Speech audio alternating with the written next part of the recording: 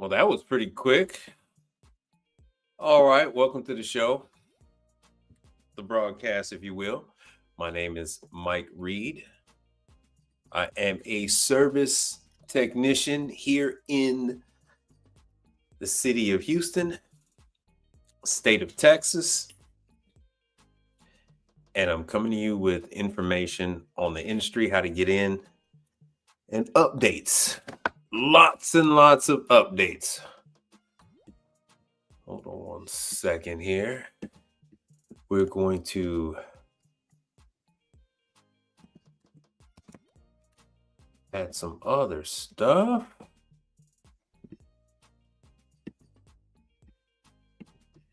Let me take myself off the screen. I've got some very good news about combi oven training.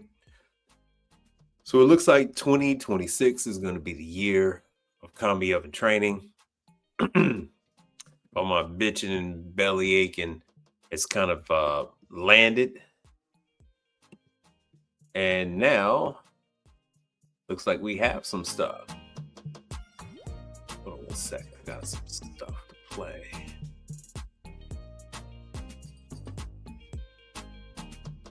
I added some other little sound features. Stuff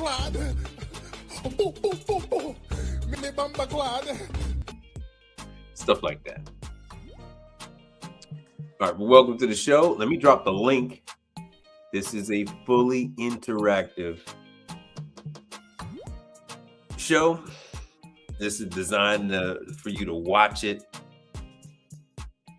at the time. So this is where you can get your questions in.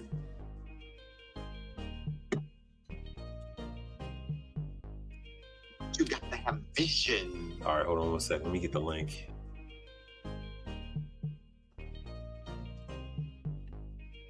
Yeah, Bumbleclot. Bro, I've never heard Bumbleclot done this way. Lord have mercy. Bumbleclot. Blood clot.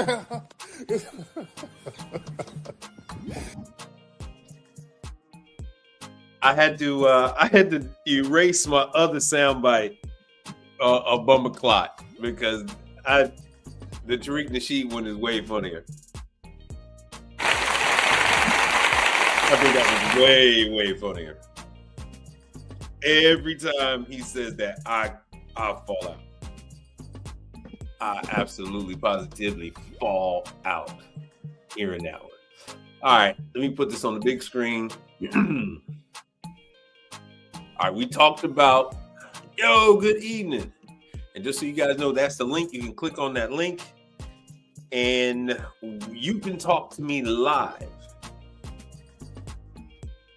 We can address your questions, your comments, your concerns live.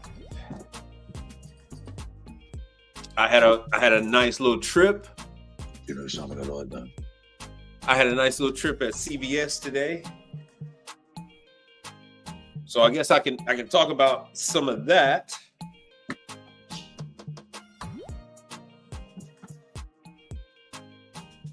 That was an interesting new development from Embera. Because you know what? I'm gonna bring this up, and then I'm gonna bring up Canteen too, because I got a chance to talk to them guys at Canteen. Let me see what we hear. New messages. I don't think there's anybody that came up. Oh, let me check back chat. No, I don't see any. No, I don't see anybody coming up. Nobody wants to come up, huh? All right, well, we're going to cover this. Hold on, let me get in another one. I'm going to do Canteen. And at any time,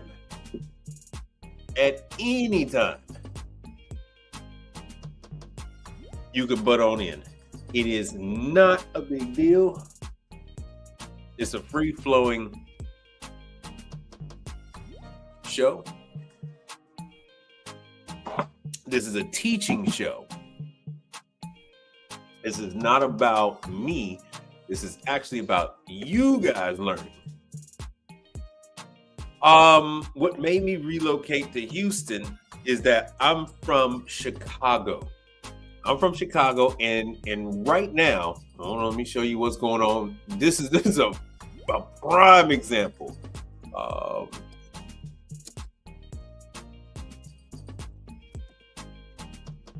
Street conditions. So let me see if we can show you some of this. In Chicago, it is extremely difficult getting around in the wintertime. Like extreme, like you would not believe. Let me see what we show you here. It's nasty going, bro. It is nasty going. So at any given time, you have a situation where you go into these different places, you don't have anywhere to park. Roads are slick, so you have to drive slower. You can hit patches of ice. So with that being said, the logistics of getting around town is always changing. Let me see what we can get here. I can show you guys some traffic. Resurfacing work. It is just there's a lot of money to be made in Chicago, but if you are a smaller operator, it's best to have it's best that, let me see if I can get some freaking maps. I mean, some street views, man. I'm trying to get some street views for you guys. Actually, so traffic is it doesn't look half bad. Well, this is a highway. I-290 is 44 miles an hour when it should be 65. I want to get a better map. I don't like the way this one looks. But this is actually not bad today. So let me give you a quick rundown, Max Tax. So I take it you haven't spent any kind of time in Chicago. Yo, what's happening? So Chicago is a very congested city, as you can see from this map, this atrocious map. People have to live around Lake Michigan, so it's not a situation where you have a technical north, south, east, and west. Oh, okay. All right. So I used to live on 53rd and Cornell. I had bought a property over there in Inglewood. I'm from Maywood. Went to high school in Oak Park, not OPRF. I went to high school in Oak Park. I went to university at Lewis University, down a little further down. So you living in Hyde Park is one of the worst places to do any kind of service work in. A lot of high rises, a lot of multi-family living, very little parking. I mean, when you go visit someone in Hyde Park, you have nowhere to park. It's a lot more convenient to take public transportation, to Uber. Like when I lived on 53rd and Cornell, the car stayed parked, bro. The car stayed parked, and then you would just like walk anywhere you wanted to go to. Amtrak comes right there. You hop on the train, and then from you take Amtrak downtown, and then from downtown you can go everywhere you want to. I lived about 5 to 7 minutes away from Obama's house back then. For those of you who don't know, 53rd and Cornell is like you're right there in Lake Michigan. It's only like 2 blocks away. but it's atrocious. It's atrocious doing business in Chicago. I remember one year when I lived over there in Hyde Park during a snowstorm. It was actually more efficient for me to walk to the service calls than it was for me to wait on the snow plows or get, stuck in snow. Then when you're in Chicago, you can't park on certain sides of the street. You can't park on certain streets, period. You need a permit to park. It's just atrocious. It's atrocious. And then Chicago is a very large mecca for people all over the world. So you're often dealing with people who are, Middle Eastern, Northeast African, Asian, and everybody wants to haggle and wants to do the things with prices. And it's like, no, we're not doing that. It costs too much money. And when you do find somewhere to park, you got to pay like $50 to park at a parking space. It was too much. Taking calls outside of your immediate area, even still within Chicago, like going from, let me show you on this freaking map here.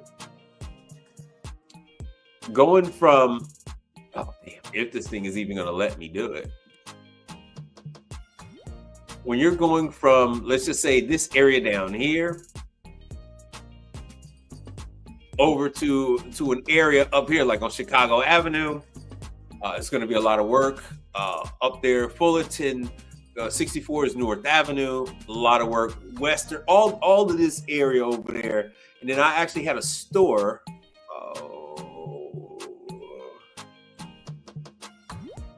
The store was, I'd say it's like right before it gets red.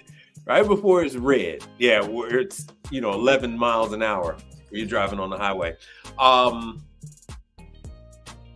It might take you, I'll give you an example. It might take you 3 traffic lights to get through an intersection. So you're sitting in the vehicle and you can see the light. Light turns green. And you move up.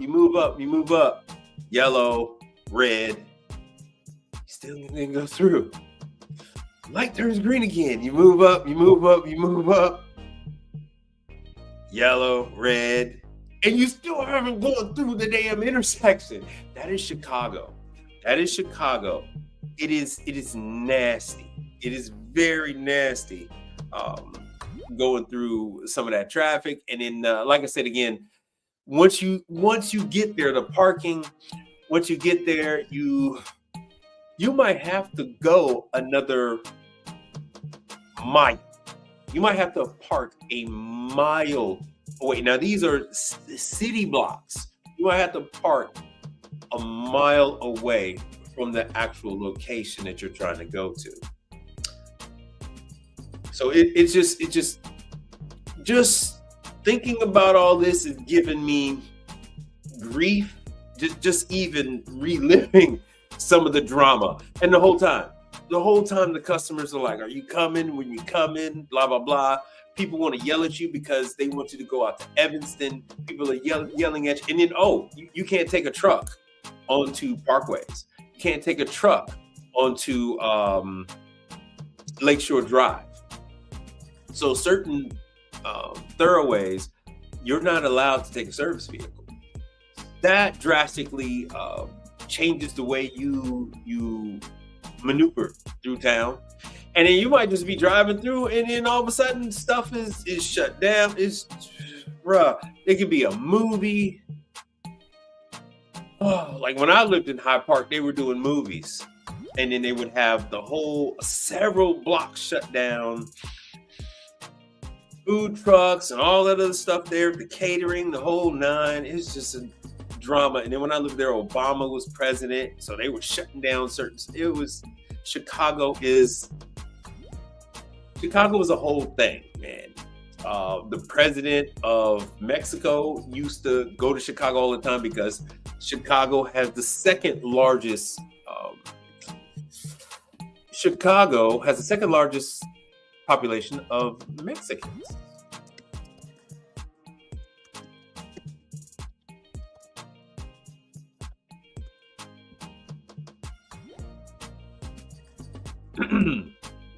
So Chicago has the second largest population in the United States of these Americas.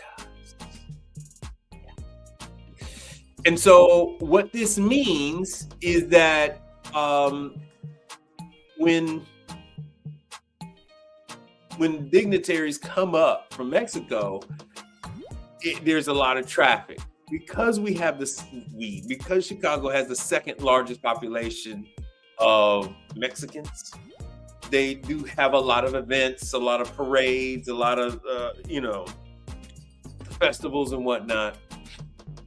You get and then the damn festivals. I don't even want to start about Streeterville Festival, Taste of Chicago, every single, because Chicago is made up of these neighborhoods. Every single neighborhood has their own like fest and stuff like that. So then you can't get through. So you got your, like up north, you got your Swedes and all your Nordic people, and then they have their freaking thing. Pilsen, all that, you got your stuff. Chinatown has their thing. Greektown has their thing, even though there aren't Greeks in Greektown anymore. Chicago is just a whole thing.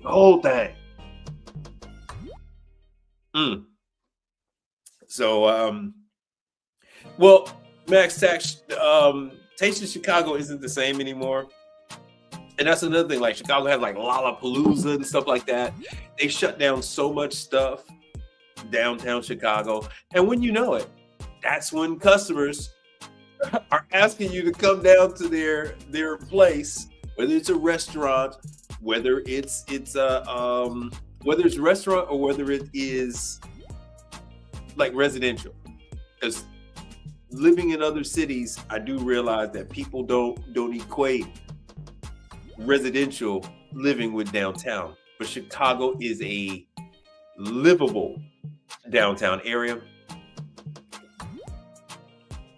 So I'm not going to throw out any numbers, but it is, people live all throughout downtown, and it's not an odd thing. It's a lot of hotels, it's a lot of residential high-rise living. Trump Towers down there. You got a lot of people that live down there, all over, and they have things that they need done.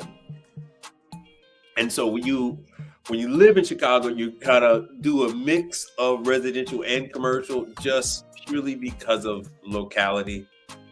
And it's like you want to take care of as much as possible without having to go out further.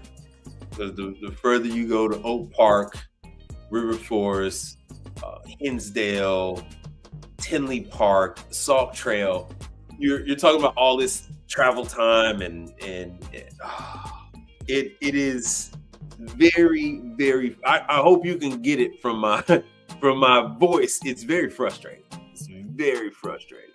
But yeah, Taste of Chicago ain't what it used to be.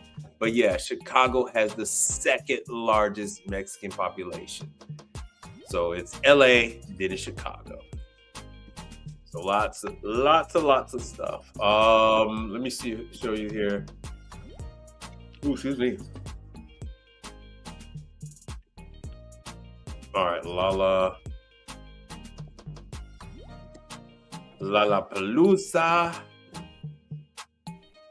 Oh, unconfirmed. So you got Lollapalooza that happens. Oh yeah, they don't have any dates. But Lollapalooza that happens in Chicago, yeah, late July, early August, and that's a whole thing because you have all these people that come down. Traffic is nasty. I mean, just about anything causes nastiness.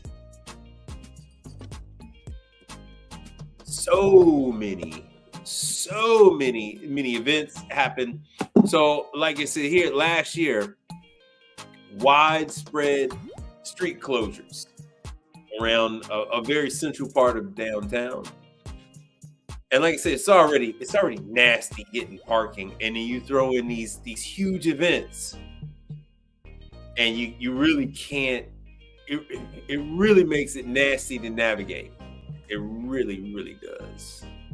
All right, looks like we've got in quite a few people in now.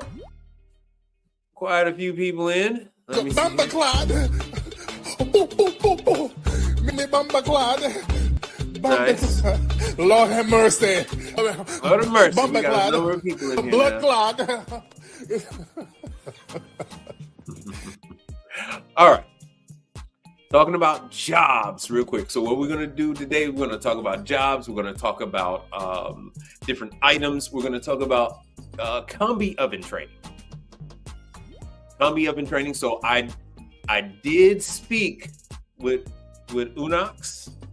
They were very surprised to hear from me. We had a very good conversation. And what ended up coming about is that the American branch was not aware that the Italian parent company had added different things to the website. Yo, what's happening? You got to have vision. All right, hold on one second. How good of you to join us. So now we got some of this stuff squared away. There is another way to contact Unox. They are having training. Pretty much. They're having training pretty much like AutoChamp. So they're having training regularly for 2026. They had training regularly for 2025. It just wasn't widely known. They intend on making it widely known that Unox Combi Ovens is open and receptive to training you on their ovens. They have a lot of new innovations, that OptiSensor cooking and all that other stuff, and they want people comfortable with their ovens. They have realized that the current way of doing things is not going as smoothly as everyone would like. Good. And with that being said, they are open and welcoming to training new people on not just their large combi oven, but they have a smaller one. Their claim to fame is bringing frozen croissants from frozen to nice, done and crispy within seconds, instead of the traditional way where it takes forever. That is part of their history, is that particular gift. Then they have a Turbo Chef killer. So they have a Turbo Chef style oven. They have a small compact combi oven. And then they have a much larger, for your cafeterias and whatnot, style of cooking for your very large batches. So they're doing their best to try to cover all the segments that you would want one of their ovens in. So that is, get ready for 2026. It is actually the year of the hot side. 2026 is probably the year of the hot side. Get for you guys on the cold side, get in your CO2 training, because it is the year for that. Hold on, let me make this big again. And you know what? I got all these damn things programmed. Got all these freaking screens pre-programmed, but I never do. I never freaking use them. So,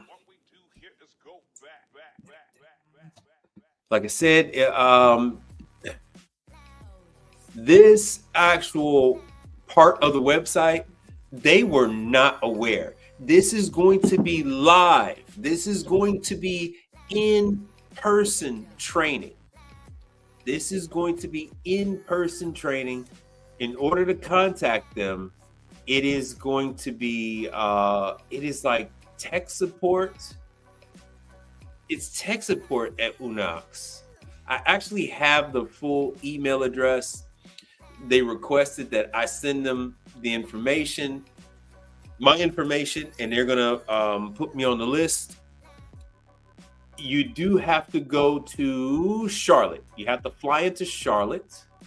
Hold on, let me see here. Unox. No, well, I showed you guys before. There's their combi ovens. These are the smaller ones. And they fit the 18-inch tray. Where's the big ones? It's their convection. Well, I guess that is the big one. Countertop, that's the trolley. Okay, this is the really big one. This is the trolley one. All right.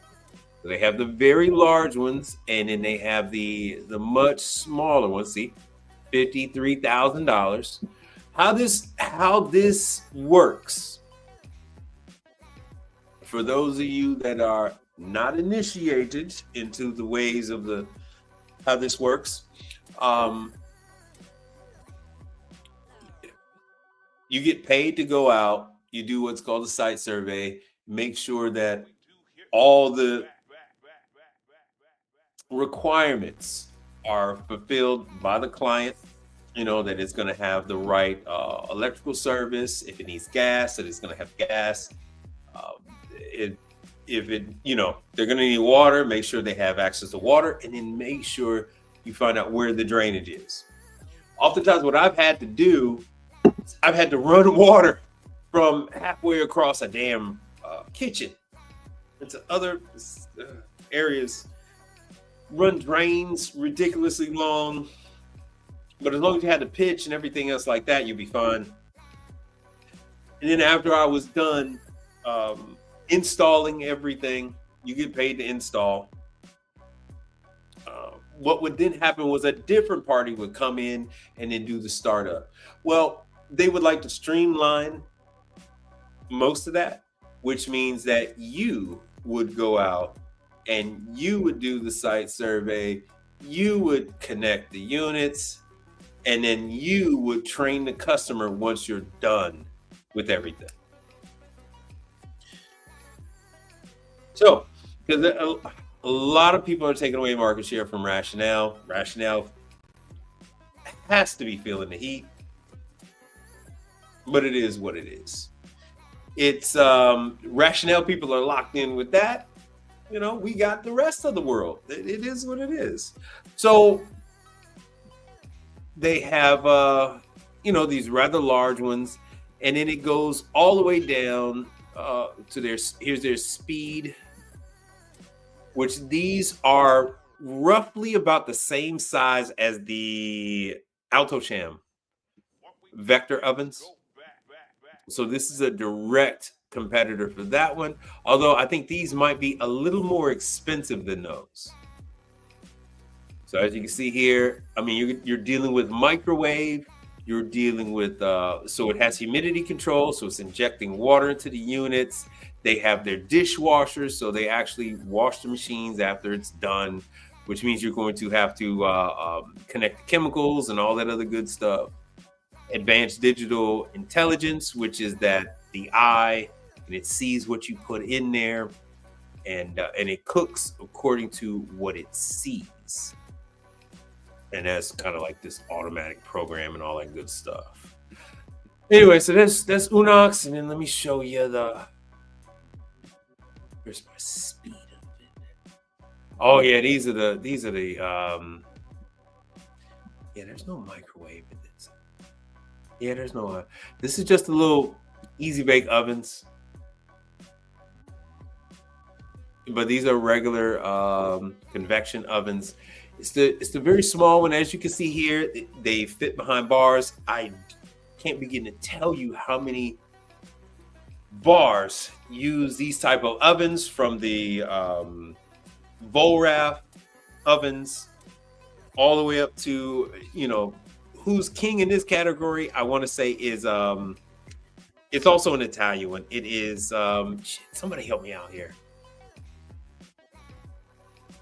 Somebody help me out here. What's the what's the one that's king when it comes to like a really small place?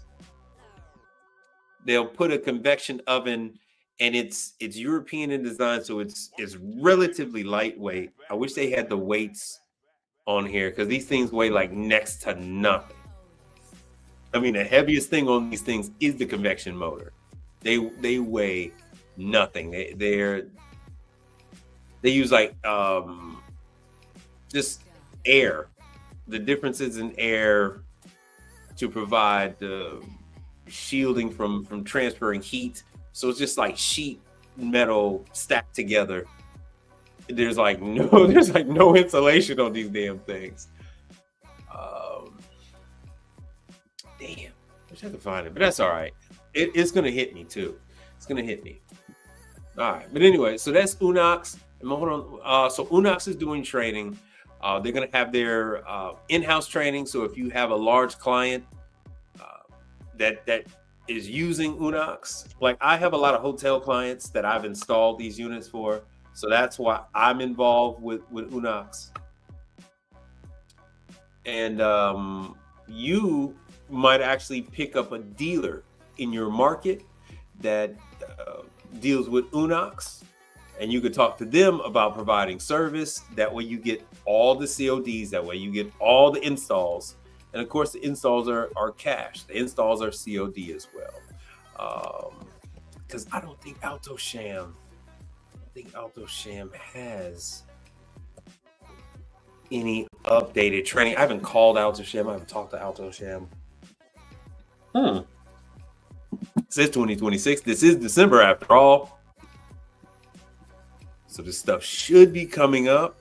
Oh yeah, and I gotta tell you guys where you gotta go for the training. Yeah, oh, Sandor is running it now. I've known Sandor. This is Alto-Shaam stuff. I've known Sandor now. My daughter is gonna be 14, so I've known Sandor for I've known Sandor for like 16 years. And the funny thing is, Sandor, wherever he goes, he usually ends up running the program wherever he goes. Let's see what they got here as far as dates. In my opinion, Alto-Shaam is number 2. Woo! Okay. All right. Oh, yo, pay very close attention to this. So it's time for me to do another video. Time for me to do another video. I'll keep losing this. Damn. Let me see what we got here. Let's see if I can make this bigger. Hopefully you guys can see this. Let me see what this looks like. All right. What does it say? Rationale has 5 screws at best to remove the access panel. Unox has 5 times the screws to remove. Well, that, you know what? On those Italian ones, I will agree with you on that. I will agree with you because Rationale, like, I think you've overstated the 5 screws to remove an access panel. Would it be fair to say sometimes there's only one? Sometimes there's only one screw to gain access to the access panel on a Rationale. But then again, what's the drawback on the Rationale? $3,000 filters. You know what I'm saying? $3,000 in water filters that you got to change every couple of months, and the customer blames you for it.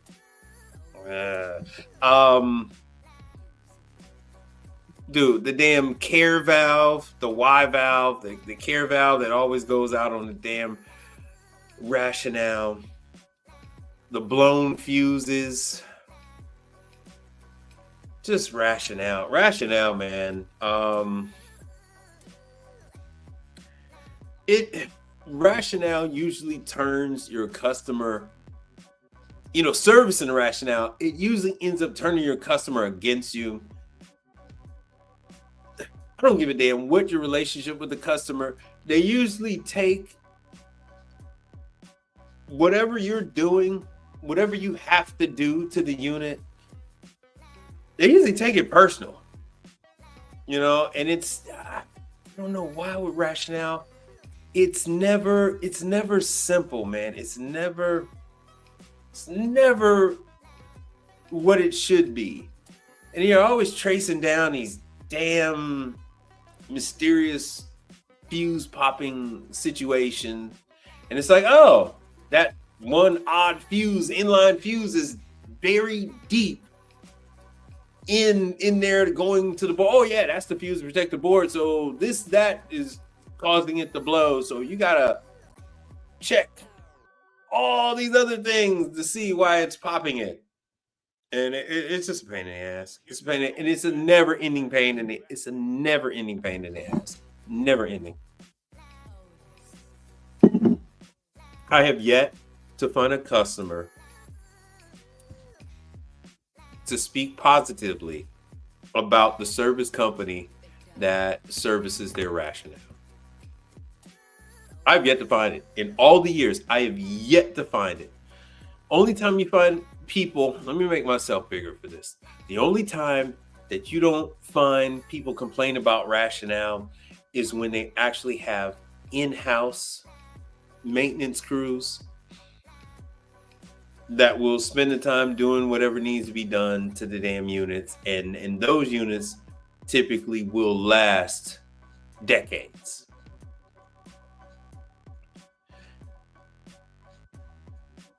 Not always, but those stand a better chance of lasting decades, those rationale units, versus when they have an outside service company that only services, that not only, but services rationale. It's an authorized rationale company.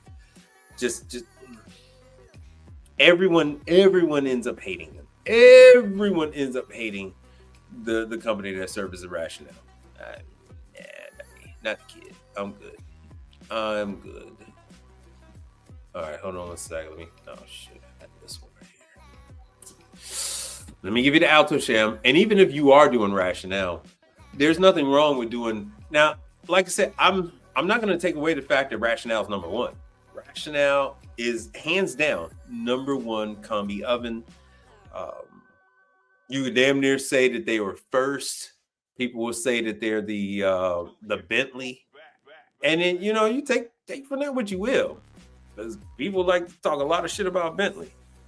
People talk a lot of shit about Bentley. They talk shit about Jaguar. They talk, so it is what it is. But as you can see, these classes are already filling up. January and February already gone for Alto-Shaam. Already gone. So, my advice is, if you're going to do, if you're going to do one of these two, it is a Russian, yeah, if you're going to do one of the two, it's going to be Alto-Shaam number one, and then Unox number two. Unox is not out there like that. And Bumba clots, on that damn rationale. You're not going to get rationale training, but you can get Alto-Shaam training. Alto-Shaam is number two. I don't give a damn who you talk to, who you ask. Alto-Shaam is number two. And then it's usually a fight for who the hell is number three and number four. Because it gets really dicey. It gets really dicey from there. If it's going to be Convotherm or Vulcan or any of these 20, 30 other brands of combi ovens, any one of those can pop up and people could say they're number three. But anyway, on the hot side, This is it. Where's my guy? Where's my guy? This is it. I'm telling you, this is it. Do the Alto Sham first. You know, you got a couple of ways to do it. You can do, if you're in the Midwest, Alto Sham is closest to you. If you're on the East Coast, Unox is closest to you. You got to fly into Charlotte, and then you can go to the training class from there. And I'll have more updates from there. But officially, I say Alto Sham number 1. So you get into that damn class before it's full. Alto Sham number 1, Unox number 2. And actually, Unox is kind of being a little choosy, even still, even acknowledging that they need to be more open and welcoming to new technicians, and they need people trained up on their oven. It's the most advanced combi oven out on the market, hands down. Hands down, the most advanced. Unox is the most advanced combi oven out there. They know they have to get more people trained. They know. There's no ifs, ands, or buts about it. They know that more people have to get trained on it. This is it. All right, so Untamed Kangle says, well, it seems to be oven of choice, seeing them in the backgrounds of kitchen programs on TV. Rationale is the oven of choice because of marketing. There's nothing you can point to. Let me make myself big. There's nothing you could point to. There's nothing you could point to with Rationale that places Rationale higher up than any other combi oven out there on the market. They brag about the fact that they have servicers, this large service network. Well, guess what? If you buy a Vulcan combi oven, you also have a large service network because you have Hobart. Hobart is the servicer for that line, for Vulcan. So just like you can't get any training on Vulcan unless you're an in-house guy, you can't get training on Rationale unless you're an in-house guy. So unless you take a job working for Tech24 or one of these other places, you're not going to get training on Rationale. Unless you take a job working for some college, some hospital with the 20 damn Rationales or something like that, you're not going to get training on Rationale. It's not going to happen. And even still, point to me. Matter of fact, tell me who's getting all this money off of, what independent is making all this money off of Rationale ovens? In the chat. Go ahead, tell me. Throw out some names. Name for me one company that's not a Rationale authorized service provider. Name for me one of these people who is making all this money working on Rationale. The only people making money working on Rationale are the authorized service companies. No one else is making money working on Rationales. No one else. Not one person in the entirety of the United States of America. Not one. Not one. Not one. Matter of fact, hold on, let me do this. Let's do this. Hold on a second. YouTube. And we will do, all right, independent.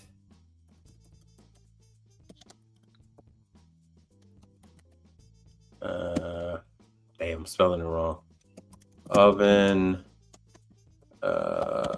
service company.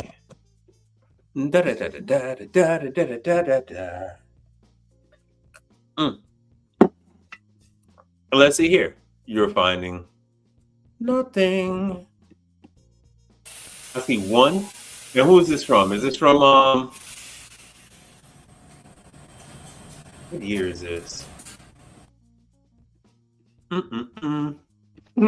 He's got 3 whole videos. One on the mixer, and it doesn't even look like he's in the United States. This guy might not even be in the U.S. of A. Matter of fact, judging by the name that's on that, I don't think this guy's in the U.S. of A. I don't think this guy's there. He's only got 4 videos. One of them is a Rationale, 29,000. Coffee machine. Yeah, I would like to think. I think this guy is. That's a Chimbali. It's a Chimbali. That's an older volumetric machine. Yeah, his video is 3 years old. He only got 33 views on it. He got 111 subscribers. I want to say that this guy is in Europe somewhere. Let's see what else we find. Let me go back. Going back. You're not going to find anyone working on a Rationale. You're not going to find it. Let's see what the videos are. Let's see the videos.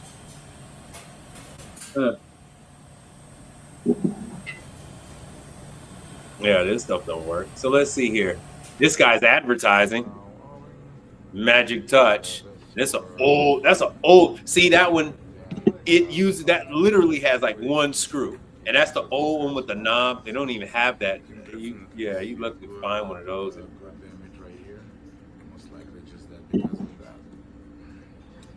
I've actually never had one with a bad touchpad.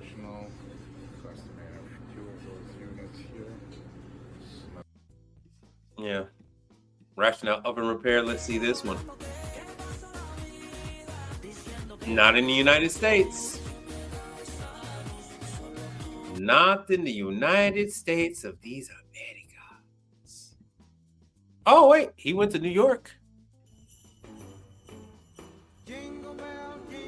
Let's see where Melvin is. Is he in the United States? He's only got 43 subscribers. Let's see if we can find out. No, I guess he's in the U.S. 3 years ago, 33 Vito, Rationale, another Rationale. Yeah. Bruh, he don't have a ton of videos. The inducer motor.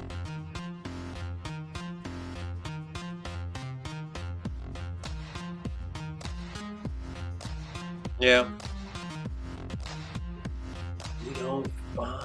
You don't find a Rationale. Many companies that service Rationale. Yeah, a lot of this old stuff. A lot of the old ones. Okay, here's one from 8 months ago.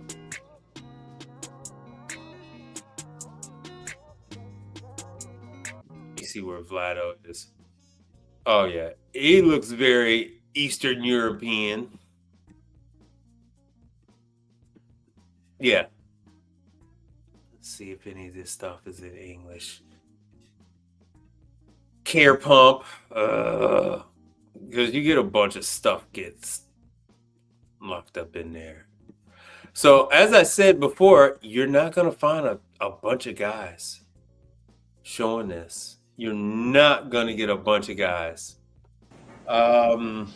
Commercial Kitchen Chronicles, he put out showing his gas flue meter, because you're gonna need to test the combustion on these.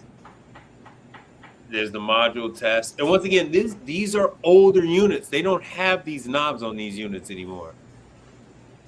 So these guys, they've had that. Oh damn! There was a date on there. Oh, that's 2025. This is an older one, and there he is dealing with that damn. He's testing the care solenoid, the care valve, checking the flow rate. Checking the flow rate. Oh yeah. Yeah, I am. Untamed Kango. Yeah, 1000%. I am super confident And if you dig into any of these guys that put these videos out there, I'm willing to bet that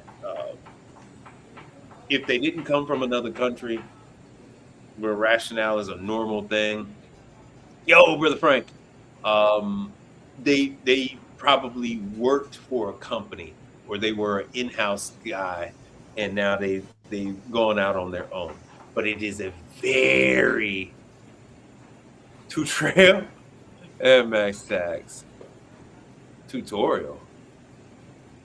I wasn't trying to spell tutorial, but I've had one hell of a day, bro. Brother Frank, being involved and being active on his YouTube channel. Well, welcome back. brother Frank, man. Hold on a second. So yeah, you got it's. Tell me who this. All you got. Oh, that remind. All you guys have is these. All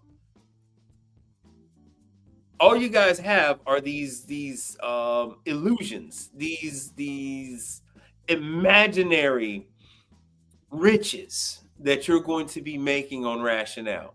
If you are not the authorized Rationale guy in your market, no.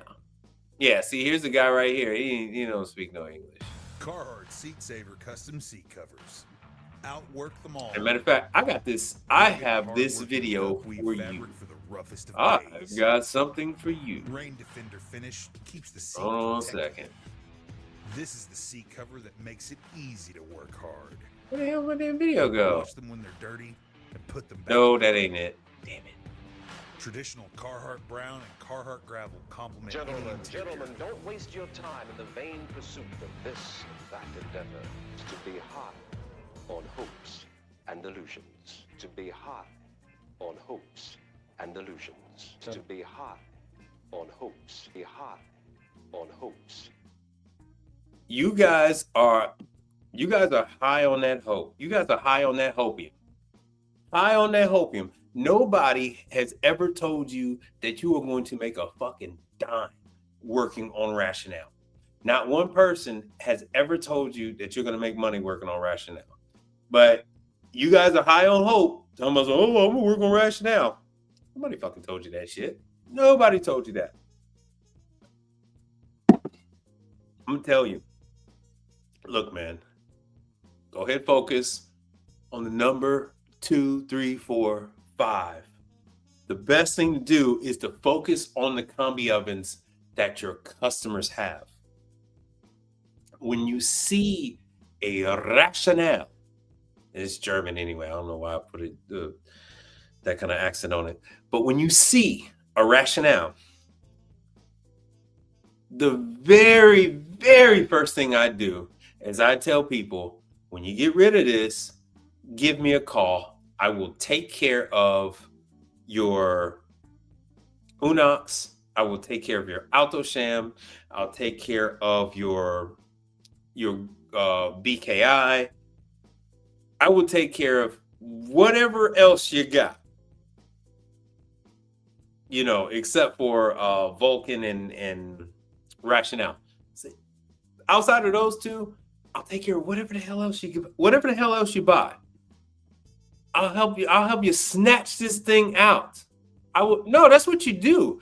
That is it, Brother Frank. That is what you do. When you see some bullshit, when you see the customer has some bullshit like that, that's what you do. I go, oh man, you got Rationale. Me bumper clad. Bumper clad. Lord have mercy. Bumper Clyde, you got that Rationale? Got that Rationale bullshit? Look, man, when you get sick and tired of these damn expensive ass Rationale bills, give me a call. Give me a call. I'll be there. I can't sing, but I would do a Jackson 5, I'll be there rendition if I could sing. So that is what you do. Whenever you see some bullshit, you tell the people, hey, I don't service that bullshit. But when you get rid of it, when you get tired of their bullshit, come holler at me. I'll definitely take care of you. And like Billy D, and like Billy D. Williams say, it works every time. Or like they say, 60% of the time, it works every time. But that's what you do. That is what you do. All right, so we covered these damn combi ovens because you guys are out there on that hopium, chasing this fucking dream that you're never going to see the fruition. Never going to see the fruition. It's not real. You're a grown ass man. Stop chasing fantasies and shit. Leave that shit alone. Let me see here. It is Unox.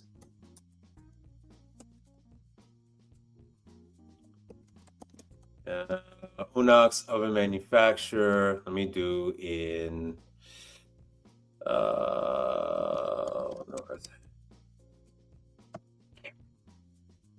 there he goes. Put these damn glasses back on. All right. Yeah, Denver, North Carolina is where they are. You're going to have to fly in. You're going to have to fly into Charlotte. So you fly into Charlotte, and then you're going to end up staying close to the Unox facility over there in Denver, North Carolina. Oh, that is the facility.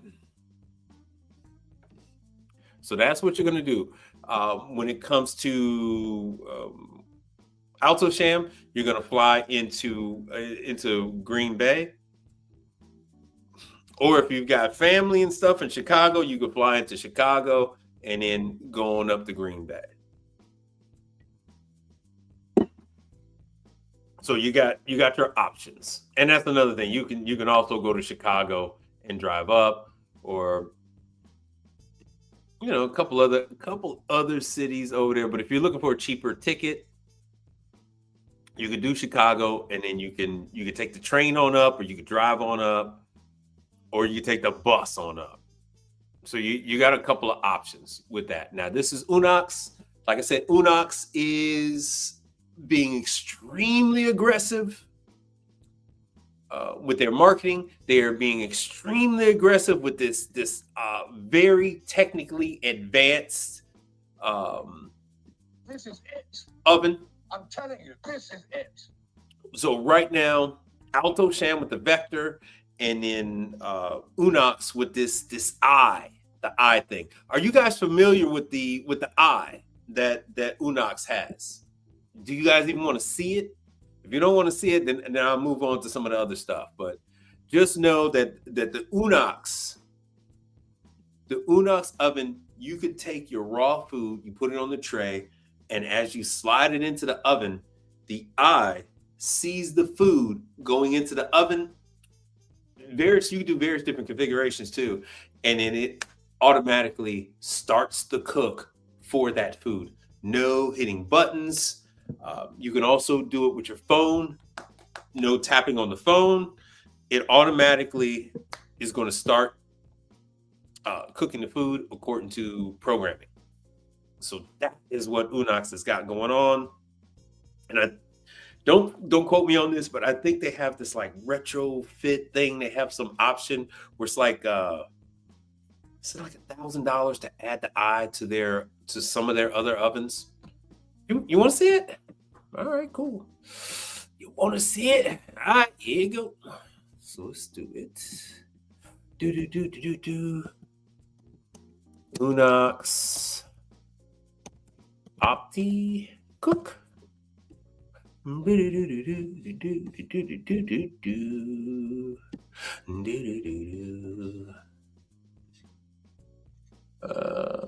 man, show me the damn video. Let me do this. Let me just go to YouTube, and at the cooking shows, restaurant show and all that, they were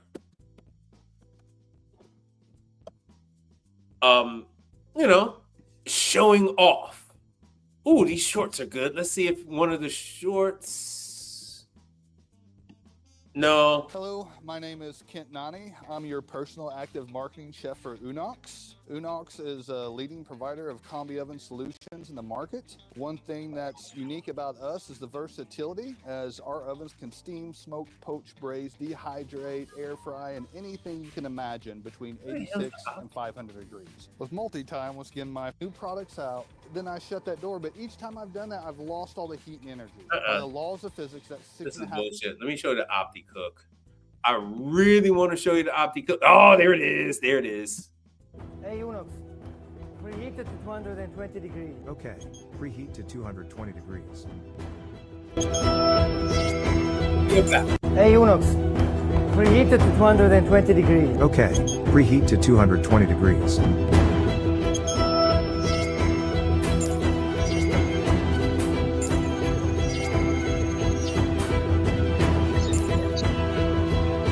This is it. Yeah, so yes, that's Hey, we're over here at Unox, and they have launched what might just be the most powerful combi oven ever.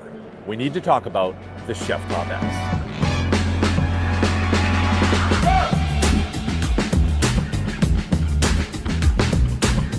all right. Napper. Yeah, what's the napper?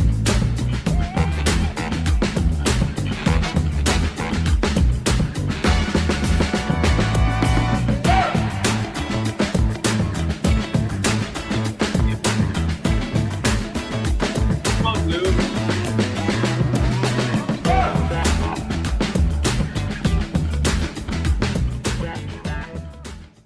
They're very proud of this oven. So listen, sometimes innovation can happen for innovation's sake, but not here and not with Unox. They've taken all the feedback they've received from their consultants, from their designers, from their operators, and most importantly, from their chefs, and they've baked all of that into this oven. They didn't need to do it all, but they did.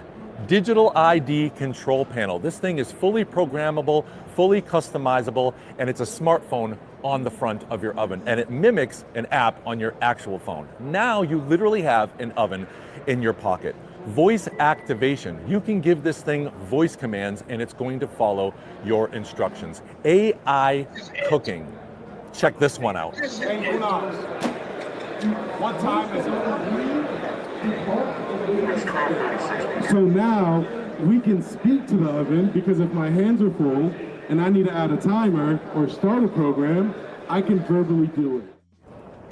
Mind-blowing. And last but not least, a build quality that can only be defined as heavy duty. But I can't do this on my own. No, I can't. I have to bring in the man, the myth, the legend, my wingman, Chef Sebastian.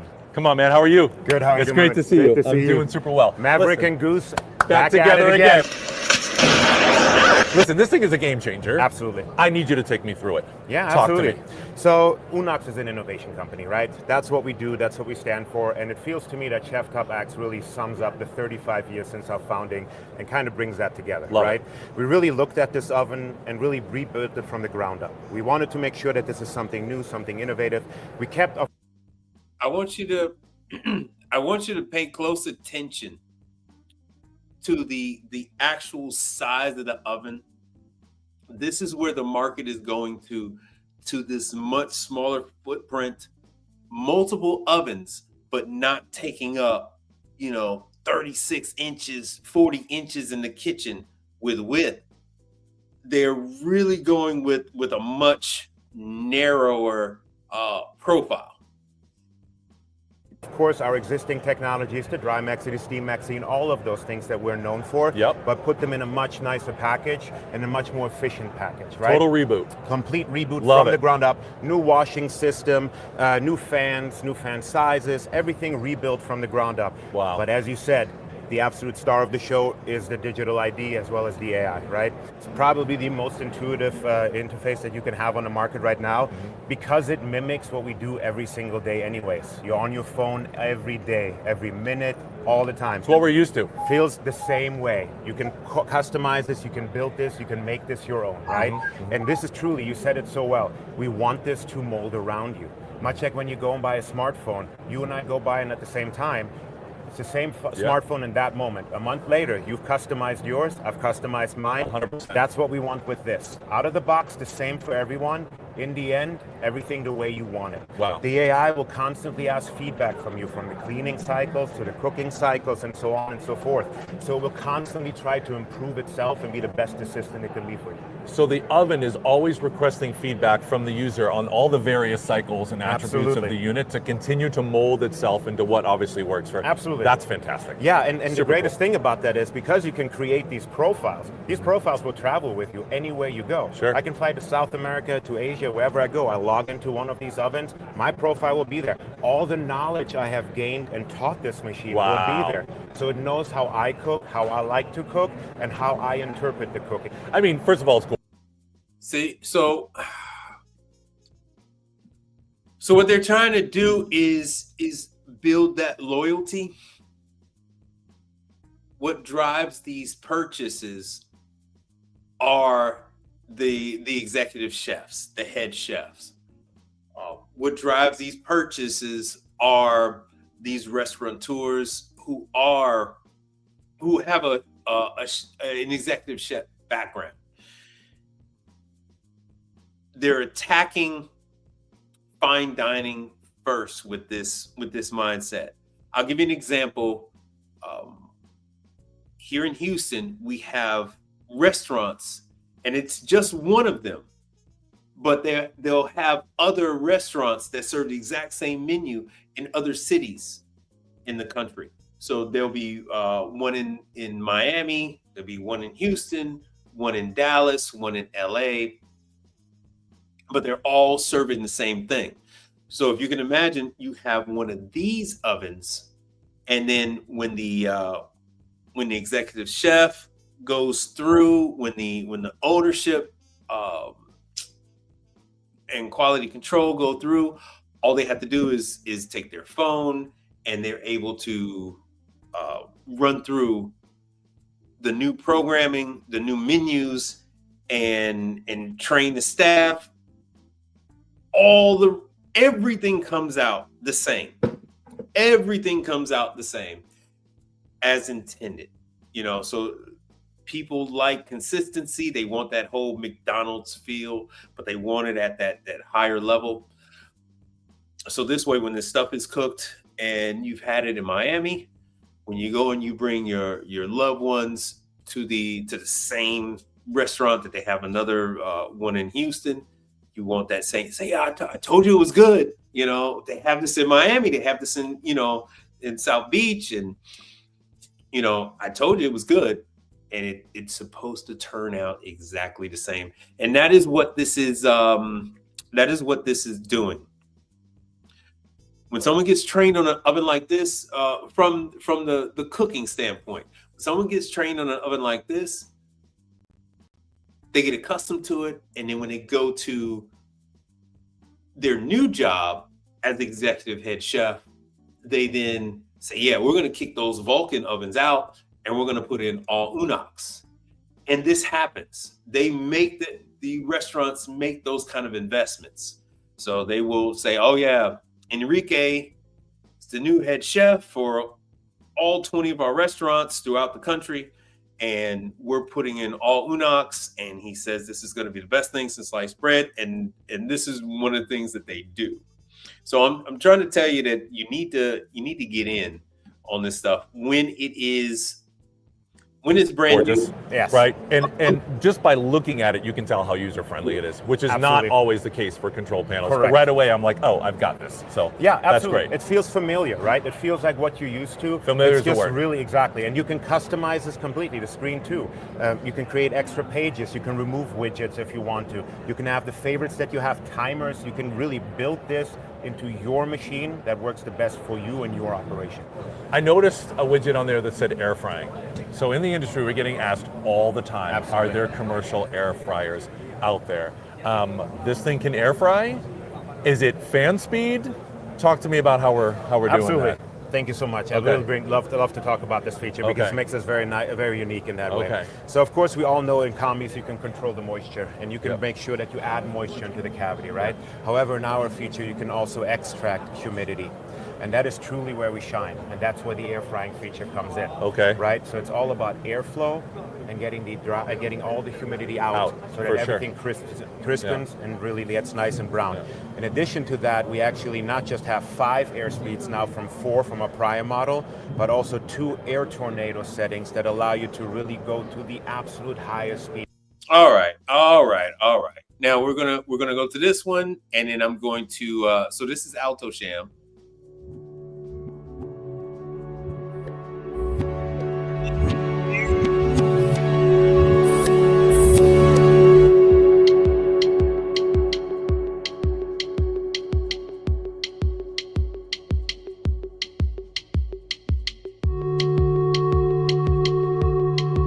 Sorry for all the marketing, but that's not gonna right now.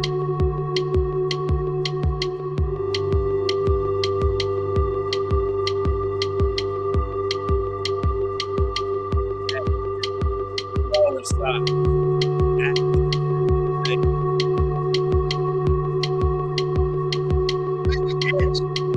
I'm telling you, this is it.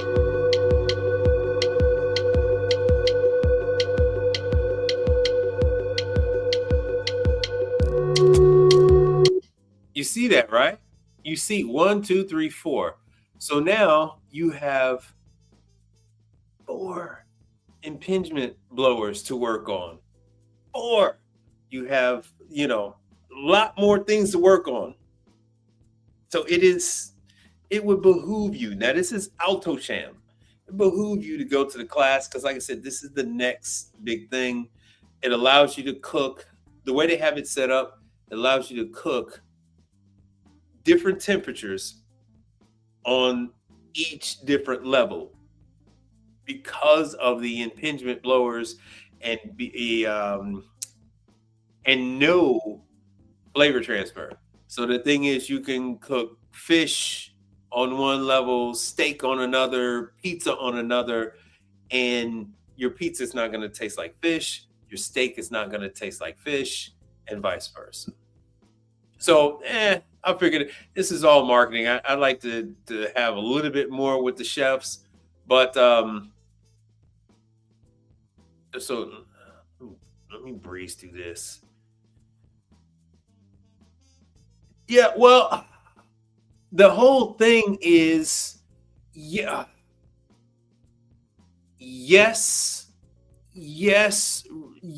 race for the preferable combi oven. So a lot of guys are worried, they're scared, they're petrified, like, oh, there's so many other servicers. It doesn't matter if there's a million service providers out there. If they're not trained on that oven, they're not going to be able to work on that oven. The days of being self-taught are pretty much out the window, pretty much gone. You're not going to be able to get through the access code to even get in there and do what you need to do, which is why you guys are on the outside looking in on Rationale. So my advice to you is don't be on the outside looking in on Alto-Shaam. Don't be on the outside looking in on Unox.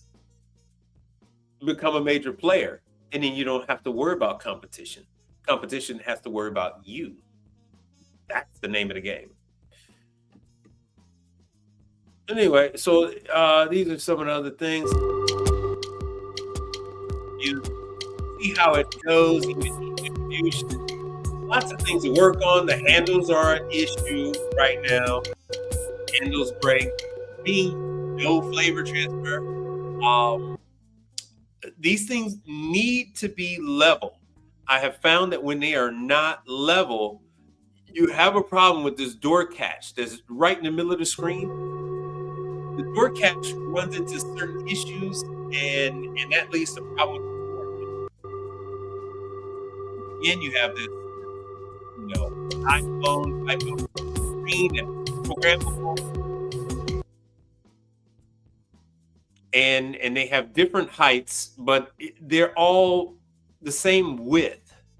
I do believe they are all around the same width, and then they throw in the color thing. They throw in the color. Here's the coloreds. There's the colors. So, like I said, these are for, you know, what goes on when you see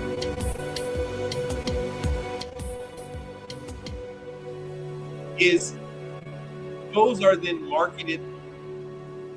The color ones are marketed to your stadiums. They are also, yes, they are utilitarian, but they're Don't also compromise quality insurance for savings Hold on. or your time for this ad. Hit that skip button. Or you see what else they're trying to show us. Oh, damn it. Let's see what else we got. Yeah, they're talking about more of the vector for. Hello, and welcome to Swanson & Gerard's Worldwide Headquarters. In each unit, you can control every cavity that we see here independently. Who breathes through this room? Airflow, time, temperature. What more do you need? So what are we going to be cooking today? All at one time today, we're going to be cooking cookies, cinnamon rolls, and eggs Benedict. All at the same time. There will also be no flavor transfer from the bacon into the cookies or the cinnamon rolls because each cavity is contained within itself. Excellent. Let's get rocking. Yeah, let's load it up. So essentially, what they're trying to tell you is 4 fuse ovens folder here, and I've in one chosen the top cavity. It's at small 450 space. degrees. Is essentially and I what just it hit Benedict. Move down to my next chamber, and I've got cinnamon rolls. I simply touch that. The program is already built into it. We have stage 1 and stage 2 there, so it automatically is going to switch over to the different stages when it needs to. We're going to go on down here and get our cookies going, and that's all we have to do. Now, I'm going to tell you how important that just was. I went to one of my very frequented customers. I worked on their convection oven. Made sure to leave the damn convection oven on so that when the evening shift came in, they saw that the convection oven was working. They would know that the convection oven was working, and all would be good with the world. I got a call from the manager of the hotel. Says, "Oh, the oven isn't working." I ran on over there today. I only live 15 minutes away from this hotel. They didn't know, the shift that came in didn't know that they had to turn the oven on. They actually had it in cooling and not in cooking. So there's a cooling function, which someone had flipped the oven to cooling. So they're like, "Oh, the oven's broke again." No, dumbass. You just never turned it to cook. So a lot of that stuff has been alleviated with this. They want to just take away whatever they can from the workforce and let this thing be as automatic as possible. So this is not gimmick. This is really necessary. This is really necessary. now, I noticed that there was red and white. What does that mean? So the red ones show that cavity that you're currently on is not available because the temperature is not correct for that particular recipe. The white ones are the available recipes for that temperature of the cavity. Excellent. So basically, it can't take the temperature that you have in that And drop it particular down cavity. suddenly. No, it cannot. Right. So you can see here, if you come in real close, you can see you've got 12 minutes. You've got your temperature at 325, and your fan speed is set at 30%. The 3 main variables of cook.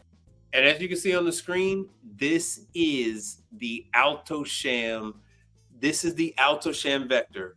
So this is one of their very popular ovens. I have roller skating rinks that actually have, what do they have? They have 6 of these things. When you go to some of these bars, they will have like 4 or 5 of them. And they're able to do, wings and all that kind of stuff, pizzas and stuff like that. They are the new wave of entertainment facilities are gravitating towards the new wave of entertainment facilities are gravitating towards these. Your movie theaters, your go-kart places, and when I say go-kart places, they have bowling and go-kart and laser tag. They have really adopted these things because of the small form factor. They're able to have quite a few of them, not waste money on having ovens constantly running and heating, these big 40-inch ovens at 450 degrees, and constantly open and closing the door, and it's hot as hell in the kitchen, and the AC is running. So these things are not introducing a lot of heat to the kitchen. They're able to have multiple units. They're able to prevent food wastage from burning food. As you can see, it tells them every freaking thing they need to know. It actually turns the freaking oven off for them. And then on our end, we're able to go in there and it's able to tell us what's actually wrong with the oven. So you don't have to go there and try to figure out, you don't have to go there with your meter and try to figure here, there. You're able to go onto the diagnostic portion of the oven, and it's able to tell you everything. I haven't been to the classes yet. That's what I'm going to be doing 2026, but I'm pretty sure if it's able to mirror on your phone, I don't know why it wouldn't be able to mirror diagnostic procedures on your phone. Because if you've ever seen me go out to some of these locations, now I'm over there, because it's always the upper oven. And you're on the upper oven trying to do stuff, and they're working down below you on the lower one, and you're like, oh no, go ahead, dude, it's cool. And you're over there trying to put it in and trying to see what the elements are doing, trying to see what the blower motors are doing, what the cooling fans are doing. So this is a much nicer thing. How good of you to join us. Oh, what's going on? What is that? First Sir Anthony? I don't have on my reading glasses. I've been taking vitamins, and that actually has seemed to help. Yeah, First Sir Anthony.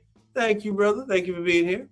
So to catch you up, what I've been doing is telling everybody to focus on what training that you have to do on the hot side.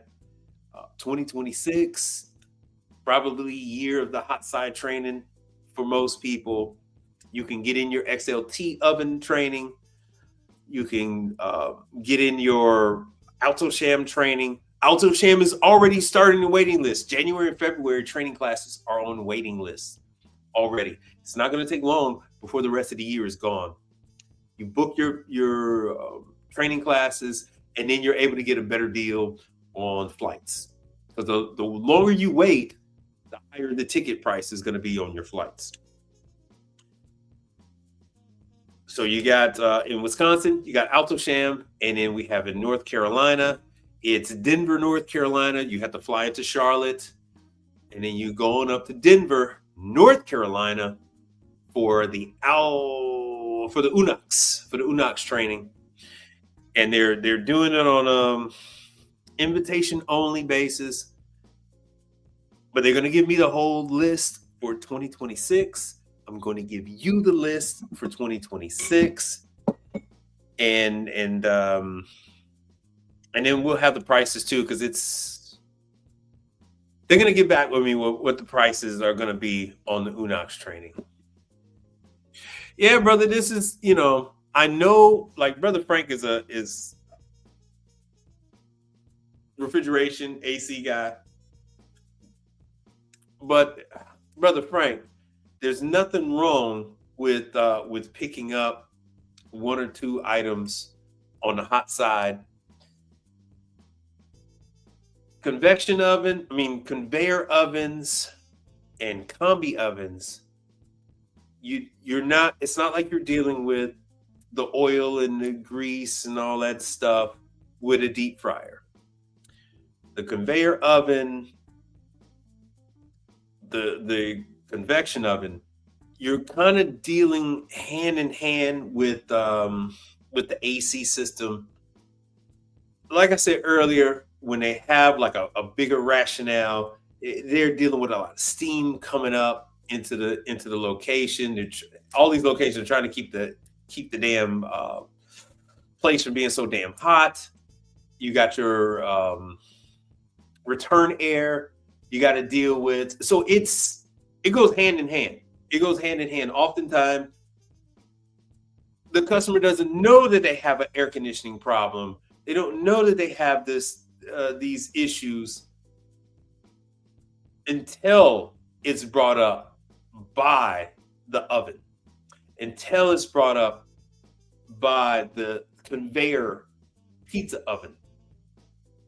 And let's face it, if you're dealing with conveyor oven, they don't really have much else. Some of them have started adding deep fryers, but for the most part, they typically just have the 2-3 conveyor ovens,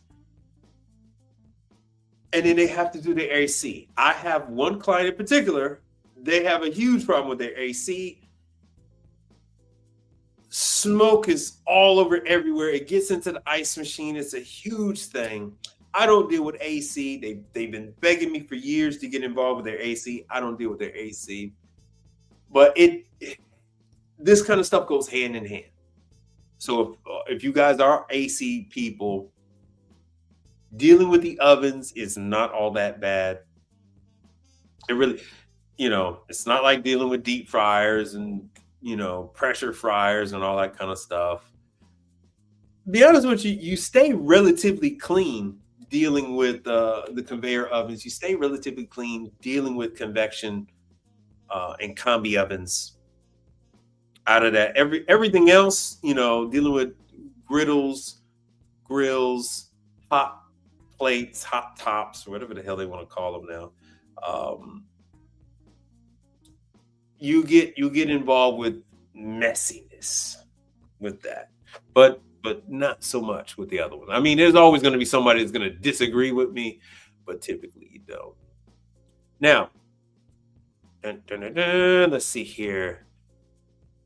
I'm gonna jump back and forth. So, Sir Anthony and Brother Frank, that catches you guys up on what I'm talking about on the hot side.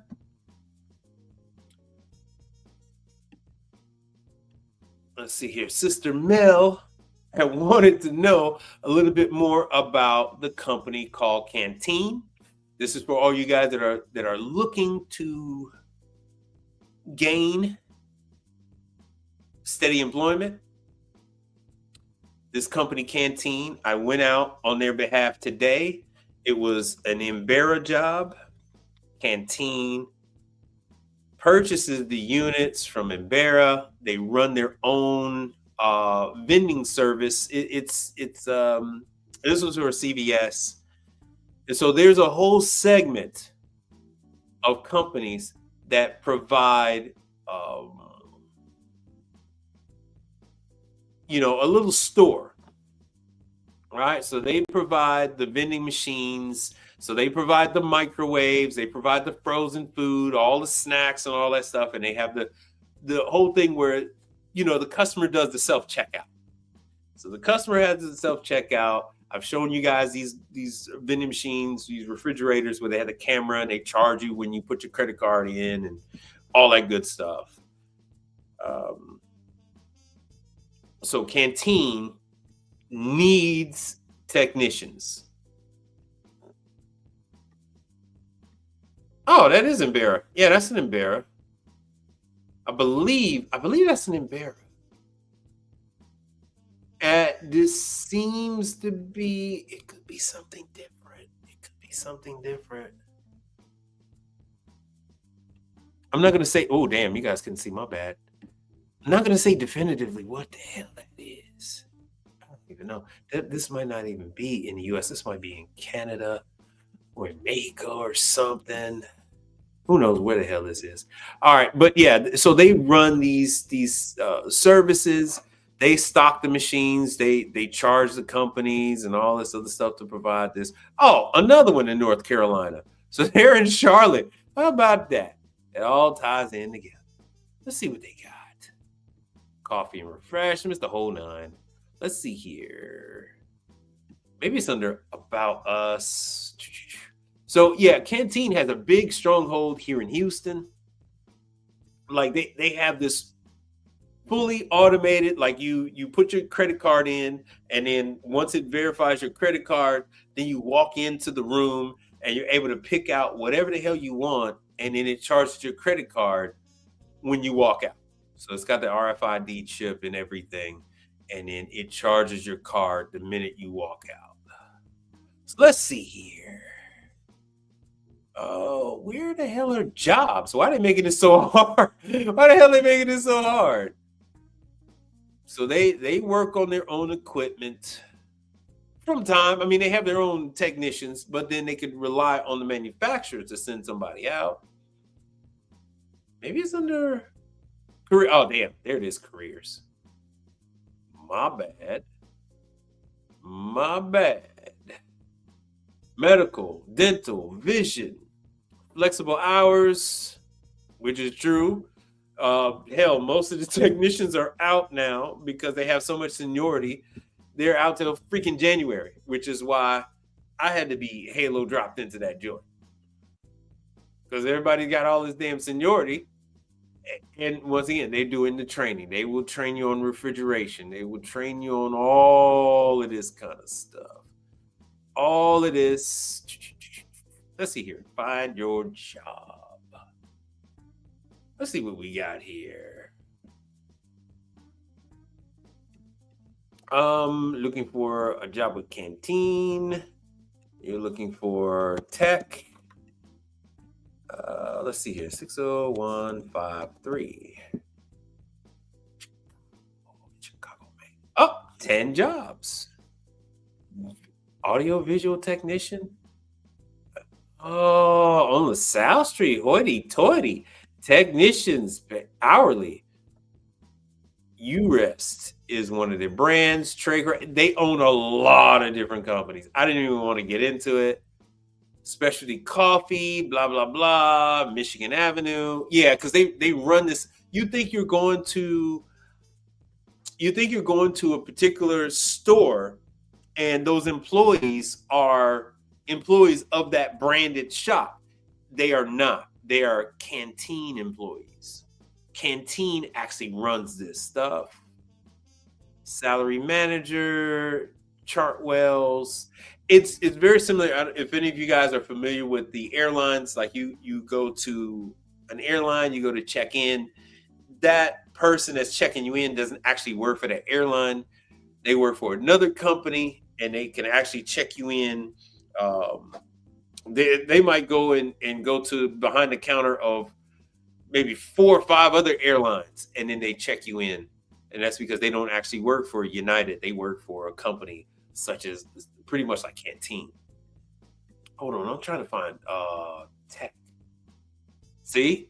Residential dining hall, executive chefs and stuff like that. I'm looking for service techs, but hold on a second. They do a lot of this kind of stuff. Hold on.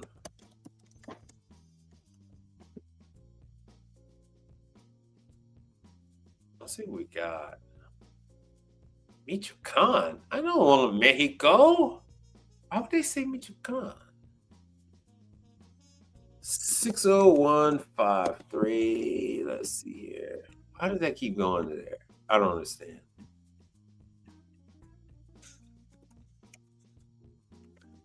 So, like we've had somebody find a job from this before. Why does that keep coming up? What the hell is service? Zip code 60153. Damn, I don't know why I keep saying that. They're being a pain in my ass. I don't know if it's a glitch in the system or what. Oh, Jesus. Look at this. Oh, finally came up. Field service manager, Hayward, California. 10,000 jobs. 10,000. I don't know if these are all service tech jobs, but they got 10,000 positions open. 10,000. Canteen 1, service manager operations, Virginia. It's a coffee service, customer service manager, customer service and route manager. Miramar, there you go, you Florida fuckers. There's Florida. There's Florida. Hold on, there's Florida. Bumper clot, blood clot. There you go, there's Florida. Riviera Boulevard, Dubuque, Iowa. Okay. Customer service lead. So you're gonna have to do some looking, but they have lots of service out of 10,000 positions. Operations manager, Katy, Texas. There you go. Food service manager, customer service, canteen. And not all of them are canteens. Some of them are different. Support service utility lead. What was that? Michigan. Touch point. Service operations manager. Let me see what this touch point is. $17 to $19 an hour. Housekeeping. So you're going to have to actually look through here, but they have, let me see if I can find something with, let me see, HVAC. Let me see if that comes up. Okay. Only 130 when I do HVAC, but they're doing healthcare. Facility support. Once again, Pensacola. I can't do the blood clot on Pensacola because it ain't like that up there. But here we go, Dallas. Sorry, Dallas people, but Fort Worth, to me, it's just Dallas-Fort Worth. It just one and the same. HVAC technician, full-time. What is this, Rhode Island? Palo Alto. They have Palo Alto. Okay, see? $44 an hour. $44 an hour. You know how hard it is to get a job in Rhode Island, people? Let me take this off the schedule. Let me take this off there. $44 an hour in Rhode Island, because Rhode Island is Rhode Island is a rough one, bro. It's a rough one. Let me go back. And for all you people in California, oh, there's Arizona. Oh, HVAC. Where the hell? Okay, Stephenville, Texas. Arizona's on Flagler. On Flagler. Oh, West Palm Beach. But let me do the Palo Alto. Let's see what the hell that one is. Oh, that was, well, $35 to $45 an hour. 35 to 45. Install, maintain, repair, heating, ventilation, air conditioning, blah, blah, blah. So they have these jobs, and they also, I don't know what they have it under for its for the refrigerators. It's, as you can see here, it's not HVAC. They have another one where they cover that. You guys are whisper quiet. Yo, yeah. You know what? I agree with this statement. They should pay you to live in Rhode Island. So, all right. So enough of that. This is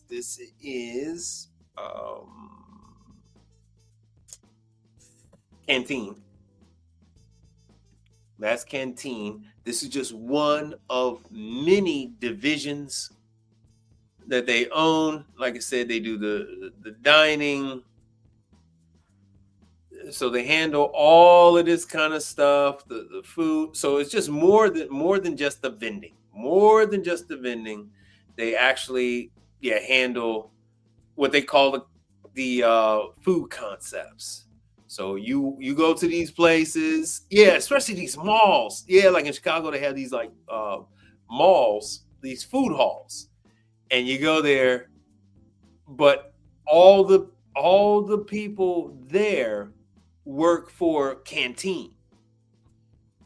So it's actually a nice deal for the people that own the restaurant concept. So they just supply the food, which food is supplied by Cisco any damn way.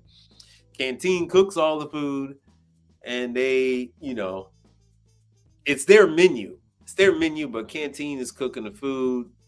Cisco is supplying the food. It's just that the restaurateur pays for the rent. They pay Canteen. They pay Cisco, and then hopefully they take in a profit. But using Canteen, they don't have to worry about staffing. That's the goal. That's the hope, is that they don't have to worry about staffing. But because they do that, Canteen does this. They offer repair services and all that kind of stuff as an upsell. It's like, oh yeah, we can cook for you, dude. Yeah, we can. Oh, that the fridge goes out, we can fix it. We do all that stuff. So they handle. There's a lot of companies like this. Canteen is just one. There are a lot. Some small and some large. Some large. You guys got any questions on any of these kind of companies like this and the type of things that they offer? But they are paying. They are paying quite well, to be honest with you. And the people that I talked to, they said they were happy. They said they were happy with how things were working out. So that's Canteen. All right, hold on. What else I got here? Uh-oh. Plug in another piece of equipment. Bear with me.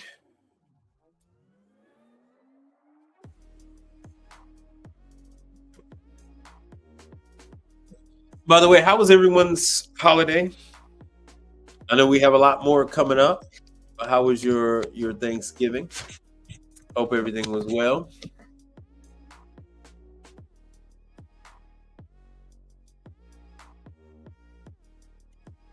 All right, now we have power. We have power, and let me see if anything's synced up. I didn't bring in my tablet. Let me drop some of this. Oop, no.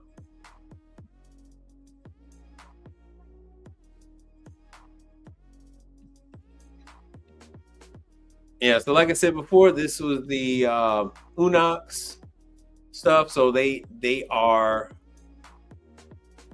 This is the parent company. So this is corporate putting the word out there, and local wasn't quite really aware that this was happening.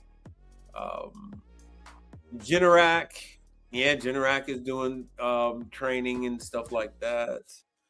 Hold on 1 second. Oh, let's see. So yeah, this is kind of old school now. This big, large oven. I mean, you could see where all the grease is settled, how much heat loss there is. Compare that with just this steamer. And they don't use the steamer, by the way. They don't know how to. They don't know how to use the steamer.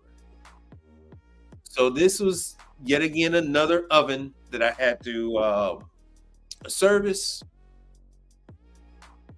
The striker was fouled out. It's just a lot easier for me to just change the whole damn assembly. I had to drill the screw out. The screw was seized up.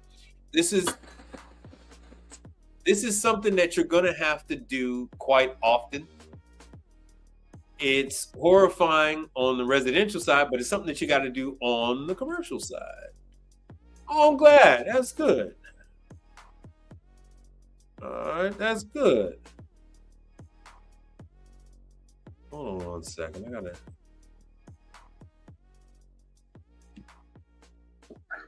Mm-hmm. All right, Sir I'm Anthony. proud of you. You know that. Sir Anthony had a good Thanksgiving. Picture Man 63 had a good Thanksgiving. That's good to know. Yeah, because life is short, man. Life is short. Enjoy these days and times with your family and friends. Hold on one second. I go back to this thing. Trying to get to some of these damn pictures from earlier. So yeah, oftentimes you're gonna have to heat things up. Other times it's just easier just to drill the damn screw out and just replace the damn screw.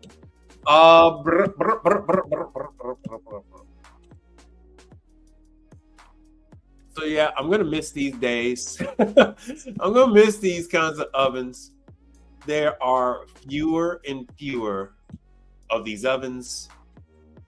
I'm putting in fewer and fewer of these because these two ovens are being replaced sometimes with just one of the Vectors, sometimes just one of a Unox.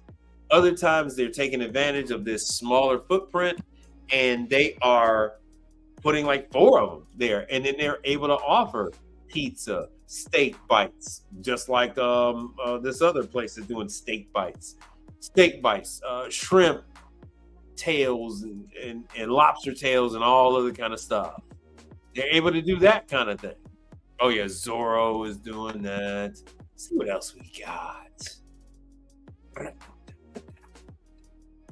Oh good, some of the stuff took. So this is the new, on the Embera, this is the new controller. And from what you can see right there, you can clearly see on the right-hand side, hold on, let me take this music down a little bit. I'm gonna jump into refrigeration a little bit. How we got on Canteen is that I went to one of the Canteen operations. This is at a Canteen operation. This is an Embera that I was called out for. It's an R290 unit. You're not going to see any 134s anymore. When you go out on a unit and it's new, it's going to be R290. It might be something else weird. It might be CO2. It might be ammonia, but it's not going to be 134A. Them days are gone. Days is over with. But you can see here, this controller I'm unfamiliar with. But this thing had an app. It was, the hell was this damn app?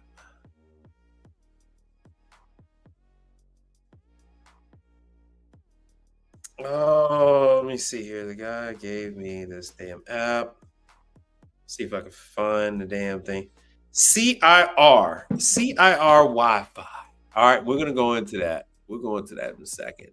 Really can't tell you much else about it. He tried to tell me it wasn't controllable, programmable, or whatever the deal is.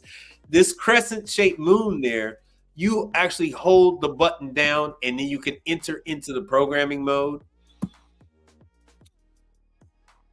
As you can see here, this unit was freezing. It was at -14. They thought the unit was at 14 degrees. It was at -14. I want you to take a look at this right here. I don't know how I end up with these situations, but remember this wire goes up into the door. Let's not forget about that. So this provides the power from the LED driver up to the LEDs in the door. So once again, you hold down that button and you can get the temperature displays and all that other kind of stuff up to 4 thermistors. So these units have up to 4 thermistors in it. I was checking out the unit. Yeah, like it says, it's an R290. Only 4 ounces in there. So these are the evaporators. This is the rear evaporator. It is not, it is freezing. It has no uneven freezing frost pattern. Once I was in there and working on the unit, let me see if I can find one. I noticed that the fan wasn't working. I was like, what the hell's going on with this damn fan? This new unit, which is a lot different. So you can see the food items on the left. This one is the freezer. So they take this stuff out. They can consume this as it is, or like the pizzas, they have a microwave. They have a wall of microwaves to the left. supplied by Canteen. And now you see it goes from -14 and it goes, the temperature starts climbing. Well, the temperature started climbing because there is a magnetic sensor for the door. And these guys had moved the bottom grill, which had the receiver for the magnetic sensor. So the unit thought that the door was open. Instead of shutting off, it keeps freezing, but the fan doesn't run. So because the fan doesn't run, it had an uneven frost pattern. This was a true. I mean, I got some other stuff. I'll go back to the true. This is still the true. What kicked this whole thing off was this.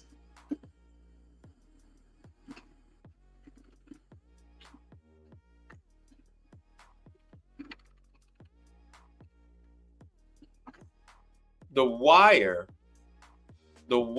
for these LEDs that are in the door, they very often fray. They very often break. I did a video where I had to repair 4 of these refrigerators. The health department said that they wanted those lights working. That was news to me. The health department said they wanted those lights working. So to prevent issues like the wire rubbing, they put that corrugated protector on there. The problem with them putting that protector on there is that it made noise. So what did the Cantina technicians do? They removed the screw that holds in the bottom grill underneath that right side,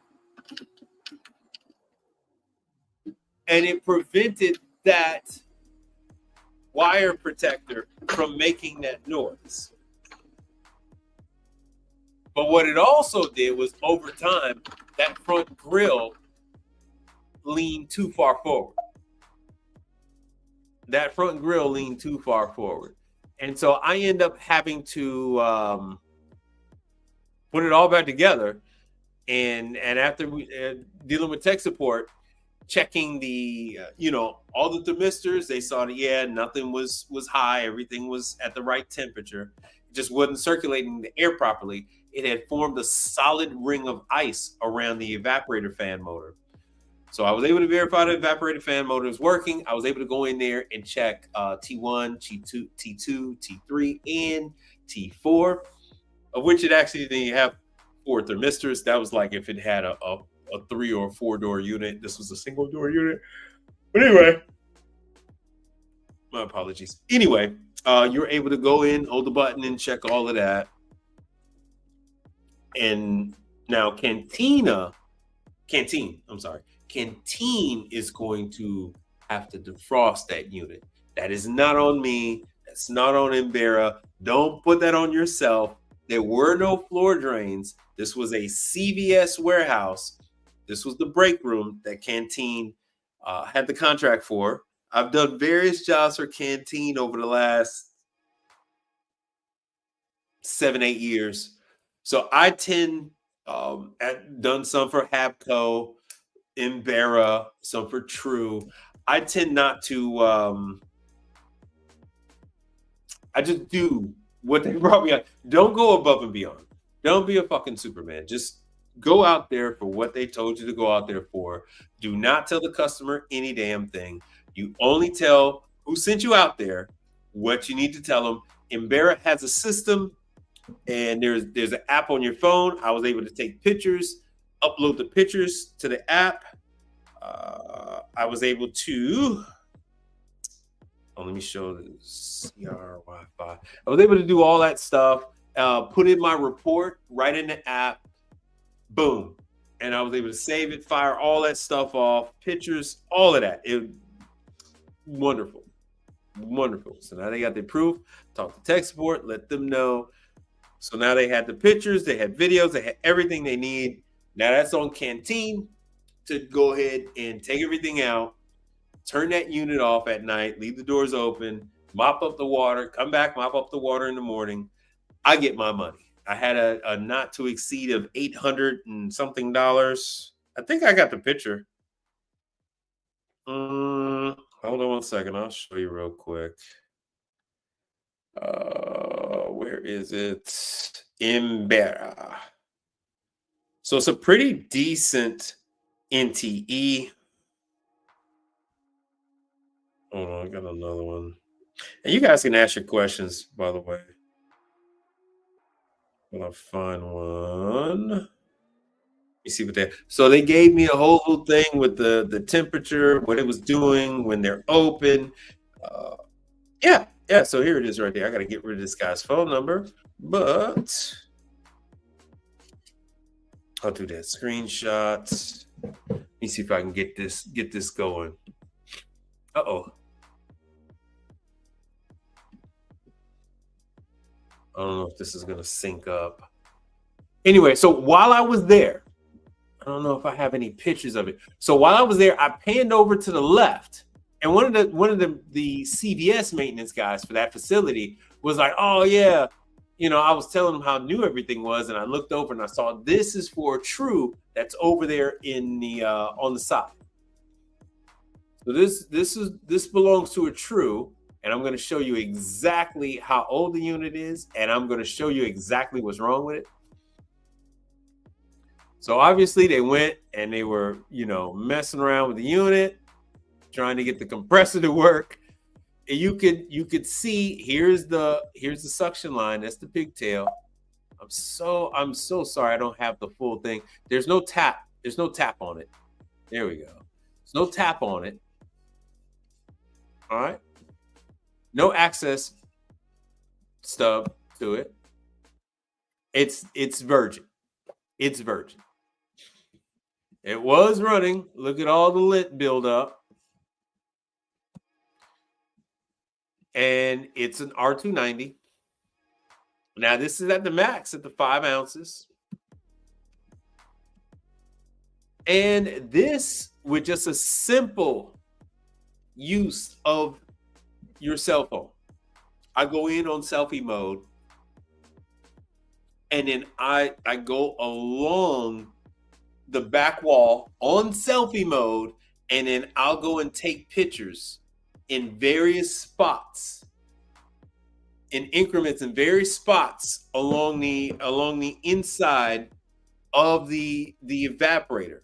So the back half is exposed. I don't give a damn about the front. I don't give a damn about the bottom. I don't give a damn about the top. The coils that are accessible to you along the back and the bottom, I will go ahead and take photos there and take a look at it. You only listen up. Listen up. Hold on. This is it. I'm telling you, this is it. You only need one hole. It is a sealed system. You only need one rupture. I don't need a fucking ultrasonic leak detector. I don't need fucking bubbles. I don't need none of this bullshit. It is a much higher pressure system. When they do not clean the condenser, and that's why I made sure to show you guys the condenser. When they do not clean the condenser, pressure builds up.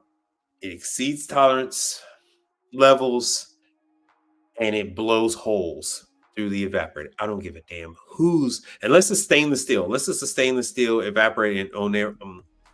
Embera has stainless steel evaporators. Not on all of them, but some of them. If it's aluminum, it's going to blow a hole in that son of a bitch. And you only need one. You don't have to go looking.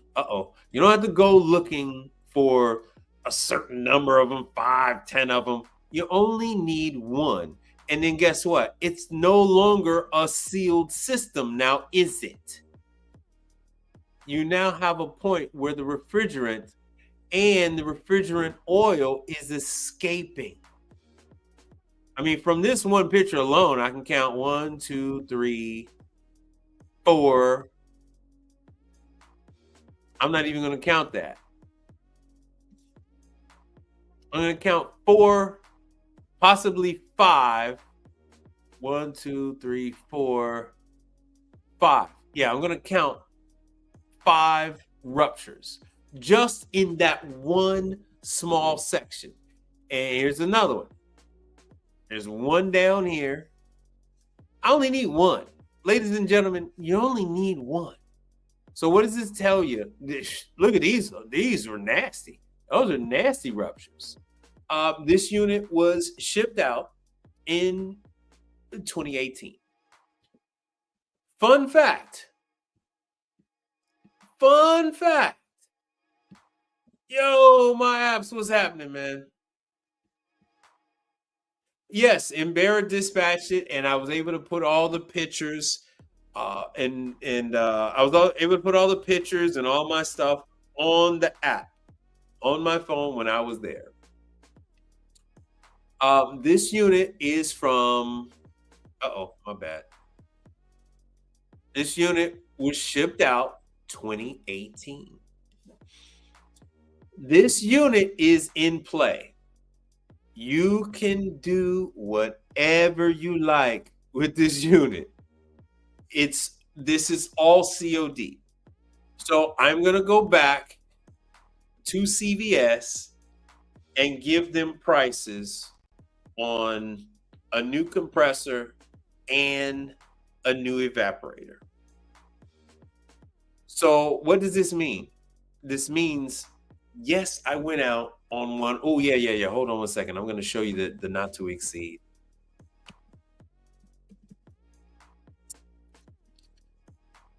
So this means that I had a warranty call, and then I'm able to pitch a sales call on another item. Let's see if this comes up.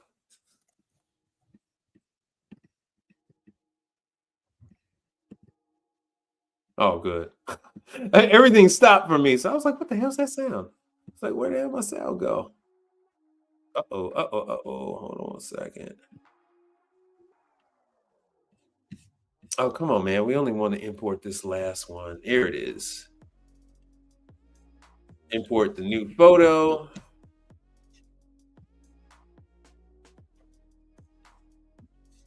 And let's see if you guys have it. Uh-oh, don't do that. Okay, good. So I'm going to make myself small. So I show you the good and I show you the bad. So I show you the ones where, hey, the warranty call is only a couple $100, but this is not. My do not exceed. So Embarra's do not exceed. They give me $600 to $800. $600 to $800. So they're not going to start questioning until I get to $600.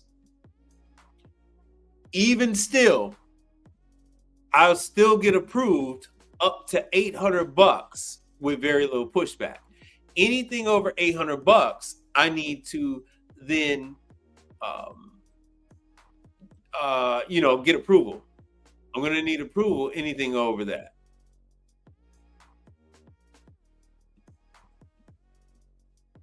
All right. Did you guys get a chance to see that one? Did you see it? Oh, you know what? Hold on. Let me go back. Let me go back to the true. So yeah, this is it's open season. It's open season on this. Just so you know. All right, let me drop that. Let me add. Uh-oh. So here's what this unit is selling for. And it's funny, this is the exact same one. This white one here for $8,000. And now this is CVS. This is CVS. So would you guys like to know? I don't know why I don't have that. Would you like to know more? Damn. Oh, you guys want to get into the parts on this? Let me hear you. Let's get it. Holla if you hear me. This thing has been sitting there broken for I don't know how long. I don't know how long. Oh, I'm going to the OEM parts. Let's see what you guys got to say. You guys want to get in there? You guys want to see? You guys want to see what the price of the condenser is going to be? You guys want to see what the price of the evaporator? Now I got a chance to show. Do you guys? Hold on. You guys can't even see me. Hold on. Did you guys understand what I was showing you with those little pinholes on the evaporator? Does anyone need me to explain that? Does anyone need? I have no problem explaining to you what those were. I briefly explained what caused them. Oh, yeah. Oh, my stomach still hurts for how bad it was smelling. Yeah, it did. That thing had been sitting there for that true refrigerator had been sitting there for a couple of years in that condition. The CVS facilities maintenance guy tried to tell me that compressor was changed. That compressor was not changed. That is the OEM compressor. That was the OEM. So, okay. So my apps, these refrigerators are sealed system. Exactly what that it is, sealed. If you have a leak, any type of leak whatsoever, anywhere involved with sealed system, your refrigerator is going to fail. Your ice machine is going to fail. Your ice cream machine is going to fail. That system is going to leak out refrigerant, no matter if it's CO2, no matter if it's R290, no matter if it's 134A, 12, 22, 24, 448, A, B, C, D, E, F, G. Your system is done. It's done. It's just a matter of time. With those holes, if the compressor, what happens is you get contamination into the system. These places, they don't understand the importance of having us do preventative maintenance. There was a Manitowoc ice machine there. They don't understand the importance of us coming in there and cleaning the condenser. You don't clean the condenser, it can't, the refrigerator, the compressor cannot remove heat from the system. The more heat it has, there's a direct correlation with the higher the pressure goes, right? So it will exceed the pressure limit or get close to it, and it forces the refrigerant out of the system, causing those little small pinholes. You only need one. You don't need 5, 6, 10, 15. You don't, oh, it's only, no, this is an exact. This is a science. No bullshit. This is science. You're dealing with chemistry. You're dealing with physics. This is science. You only need one. I don't give a damn how small it is. You only need one leak, one opening in a sealed system to fuck the sealed system. And so that's what you saw pictures of, those little small holes.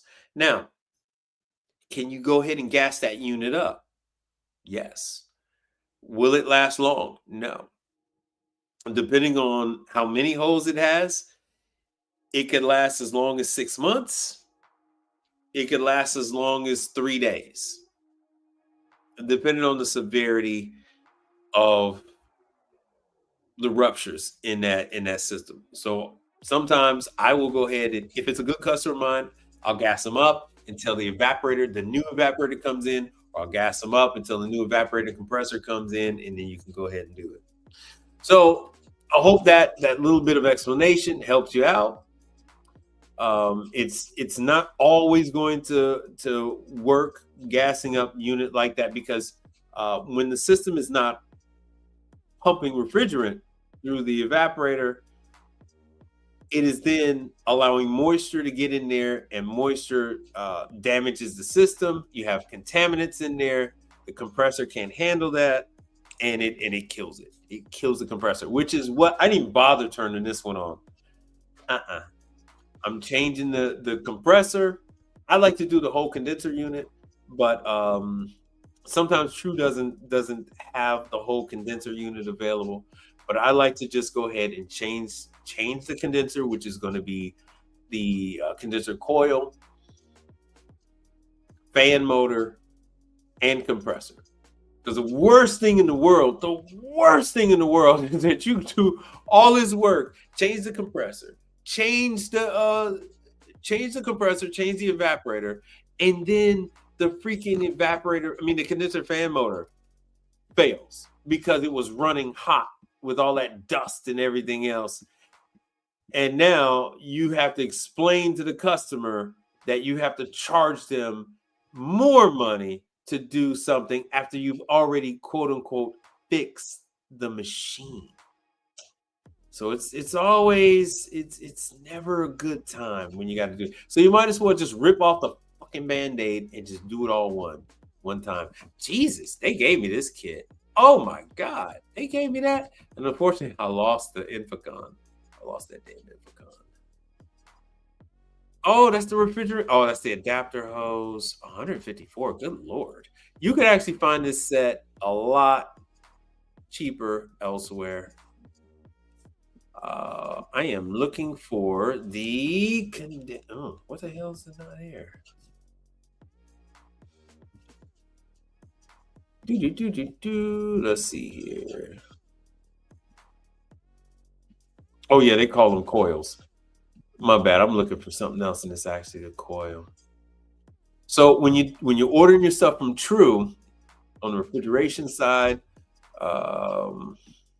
you're going to want to you have to specify whether it's the evaporator coil or whether it's the condenser coil.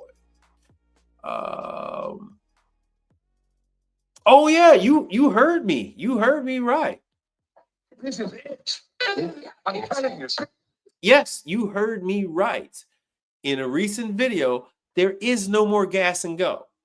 So let me help you out with a gas and go. Let me help you out with a gas and go. What a gas and go is that you actually can charge the customer to gas the unit up. You charge the unit up fully, so whether it's operating properly, and you charge them. Oh yeah, hey, we're done. I've recharged the unit. Give me, $300-400, and I'll see you next year. That's a gas and go. People used to be okay with paying $300, $400, maybe $500, some maybe $600. If they're only seeing you once a year, you gas it up and you're out of there. And they go, oh man, we had to put gas in it. Yeah, I had to put gas in this thing like last year. I had to put gas in this thing like 2 years ago. You're doing real good, man. I didn't have to gas this thing up. So that's what you were able to do with the prior refrigerants. But these, as you see, I showed you those holes. That unit wasn't working because of those holes. So if they were currently using it and it was one of my good customers, right, then I would gas it up so that they can still use it until the new parts come in that they have paid for. It is not a gas and go. I'm not going anywhere. I'm going to the parts house, getting a new compressor and getting a new evaporator. That is not a gas and go. Me getting them up and running, keeping them running until the evaporator that I order comes in, me gassing them up, keeping them up and running until the condenser comes in, is not a gas and go. A gas and go is strictly adding refrigerant, charging the money, and then you're gone. That's a gas and go. Those days are over with. Those days are gone. Those days are gone. All right. Hey, plumber payday. How good of you to join us. Welcome to the chat. Always when I'm thinking I'm working hard, Mike pops up and reminds me I have a ways to go. Appreciate the knowledge and motivation. Thank you very much. I appreciate you coming in. Being involved and being active on his YouTube channel. Well, welcome back. It means a lot to me. Thank you so much for contributing to the channel. Now, let me help you out with the let me help you out with the parts. See, this is not a small thing. So this is this is at the bottom. This is the coil condenser. And you know, you can order these yourself, or you can just call them. You can call them, you can email them. I tend to do that. I tend to just call them because they have so many changes, so many substitutions. True is always tweaking. They're always making changes. That is why you don't find copycats. That's why you don't find aftermarkets of their evaporators. You don't find aftermarkets of their condenser coils. You don't find aftermarkets of their controllers. They're always changing, always evolving. Let me see if I can find a condenser. Maybe it's under compressor. So anyway, so you see, here's the evaporator. So it's a good thing they only got one. Let's see here. They only got one evaporator. So they use this after 2021. So this, remember, this true unit is from 2018. So this is not the one. This is not the one. So that's why you have to call them and you have to verify with them which current unit is going to fit the dimensions. Which one is going to fit in there? So this is what's used after 2021. Remember, this is the model number. It is, and once again, boys and girls, ladies and gentlemen, it is completely free to open up your True parts account. It costs you nothing. It costs you nothing. So I'm not gonna do what everyone thinks I'm gonna do. Flip out, man. And get mad and tell you guys, you know, look, you think you can order, you can't order these on Amazon. You can't order these on eBay. You're not going to be able to get these from a lot of different supply houses. You're not even going to be able to get a lot of these from Partstown.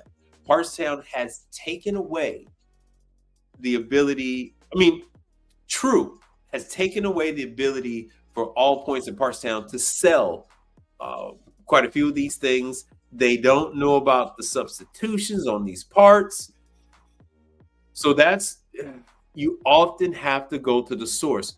Once you have your parts account, once they verify who you are and you're not just some handyman guy at a place, you're not, even if you're in-house, they'll still give you a parts account, because if you're in-house and you got like 10, 15 units, you're going to be buying, 40, 50 parts. All right. You're going to be ordering evaporator fan motors. You're going to be ordering controllers. You're going to be ordering sensors. You're going to be ordering LEDs, door hinges, evaporators, compressors. So even if you've got, a small number of units, that still means quite a bit of savings. And the ladies are very nice over there. They'll set up your account. It takes a little while, but they'll set up your account. And you can see right here, this is the retail price for that evaporator. So we're at $636 just for the evaporator. Now remember the compressor. Oh, here's my condenser. There's the condenser right there. There's the condenser coil. There's the cowl. There's the new motor. There's the compressor. You normally get this whole box with the dryer already attached. I think it comes with the dryer attached. And it makes things a whole lot easier. It's a lot more expensive. Costs a lot more. Let me see here. Search. Yes, I still have the stuff set up. Yeah, you can even get the grill. The damn grill is $500. Good Lord. Jesus. Let me go to the compressor. because this is going to get you guys with the compressor too. Come on, man. This is going to get you with the compressor. Where's my compressor? Damn, $87 for this. I'm going to keep my mouth shut on that part. Oh, model.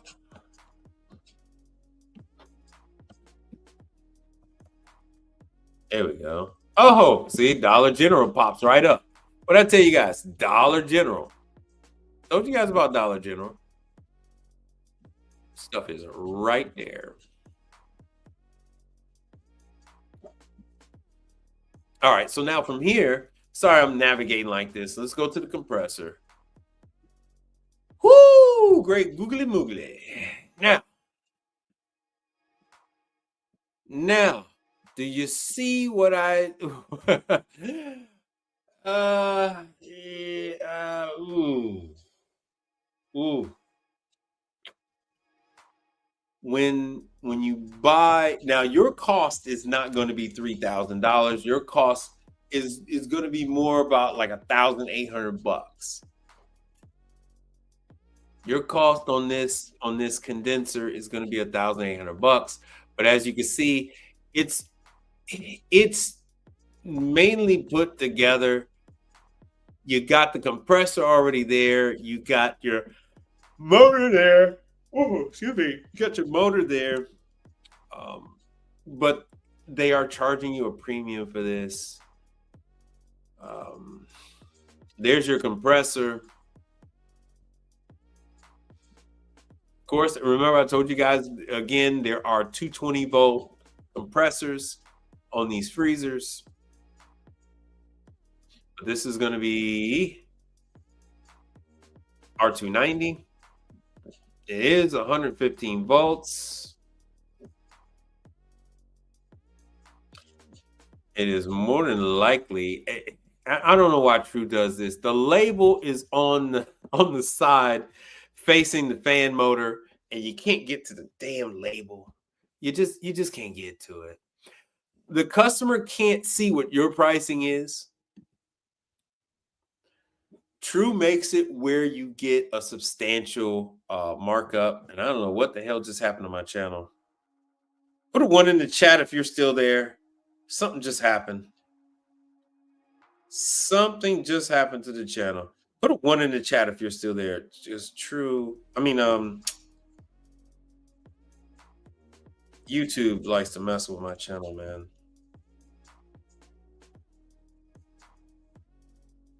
All right, you still there? What the?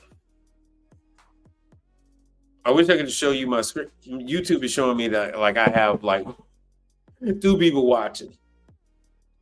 I got 2. So let's see if there's a third one. Let's see if one more person hits the 1. Because it's telling me.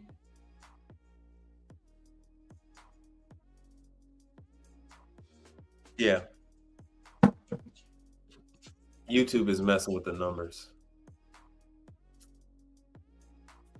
Wonderful. YouTube is messing with the numbers. But anyway, so here you go. YouTube loves doing this shit. This is how you get to make money off of this.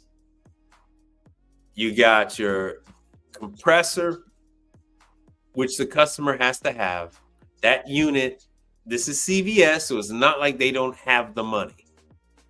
So they need the compressor, they need the evaporator. So the evaporator was over $600. The compressor was like $1,200. So you're already talking about $2,000 just in parts. That's before you get to the dryer. There's no dryer on that, so you got to put in your dryer. This is before you add refrigerant. There's no refrigerant on there. So there's quite a bit of meat on the bone. You're not going to deal with vultures when it comes to this kind of stuff. Now, hold on 1 second. Let me do something because I think YouTube is punishing me for think YouTube is punished. Hold on. For not going live. I didn't go live behind the scenes. So let me do that. They like to play games. Yeah, because we got 3 people there. They're selling me.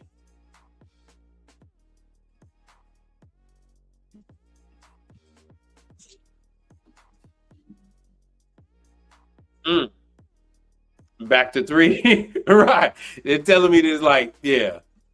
There's like 3 people on here. YouTube is playing these freaking games, man. All right. So that's that. Okay, cool. So now what we covered today, we covered jobs with Canteen, 10,000 jobs, over 100 HVAC jobs. There it is. It's starting to go up because I went to YouTube Studio and added the damn live streams. Whatever. Jobs with Canteen. You saw Imbera, new controller. While I was out, 600 to 800, not to exceed, on a single job with Imbera. While I was there, I looked over across the room and I saw Old Faithful. I saw a True that was down, warmed my heart. So then I went and looked at it, and with just a simple visual inspection, I saw that there were ruptures in the evaporator. You got a chance to see for yourself. Now, it didn't tell me if that damn thing was in stock or not. And when you're dealing with the ladies, they can tell you if it's in stock. They can tell you if it is, how long you have to wait for it. And then they can even tell you, because the compressors aren't so bad. It's the evaporators, because all the evaporators are made by True. So I got to go to coils. Let me see what the hell they. No, I don't want capillary tube. Where the hell the coils at? Damn, that's a lot for a capillary tube. Caster, drain, the dryer. Oh, there's evaporator parts.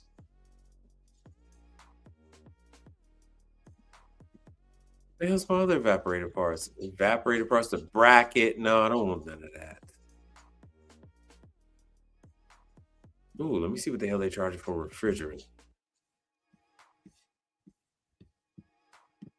And I know you guys are just enthralled, but oh yeah, we already went over this. They charge 154 for refrigerant. Oh, that's for the adapter.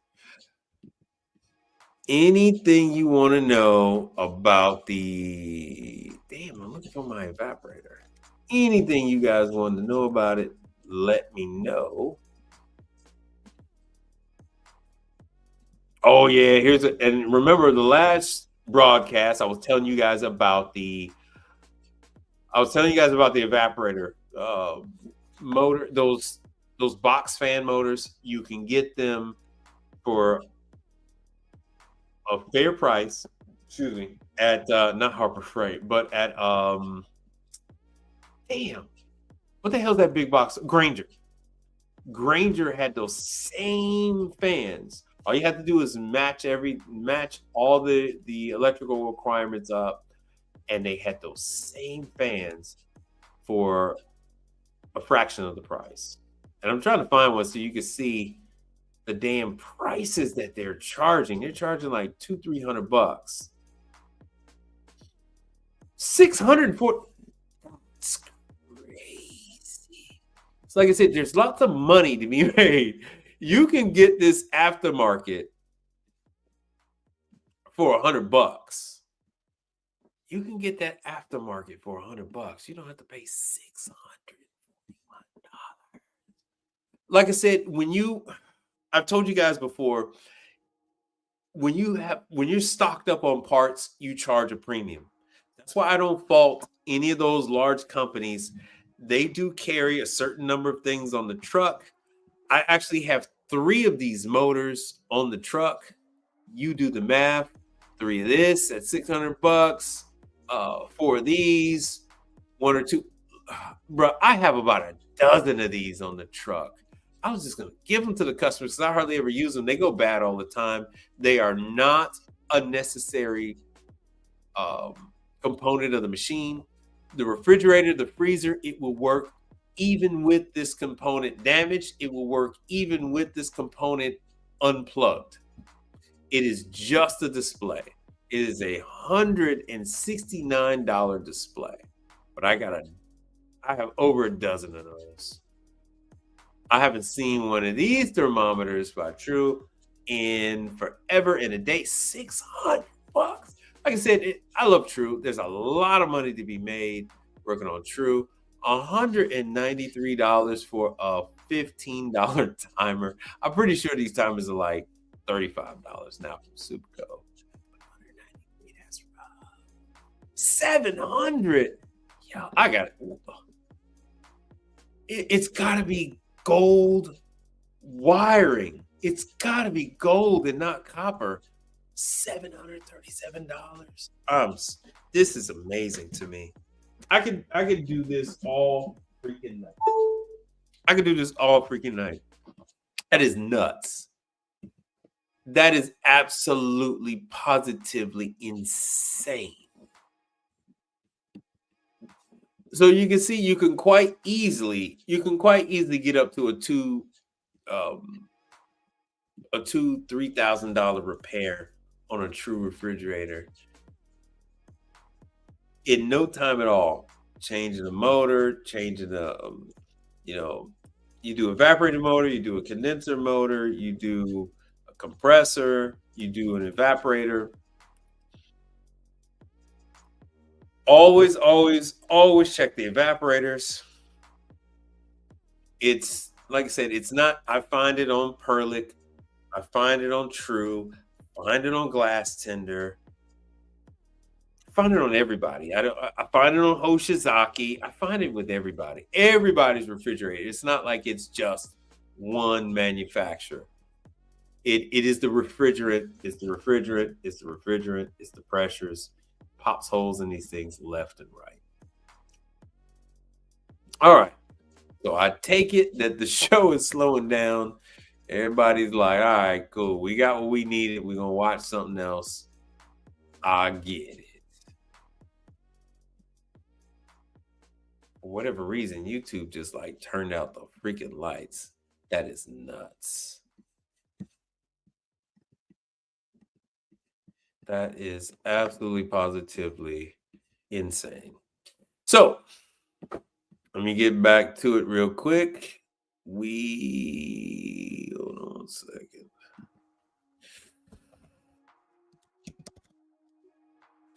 Baker events.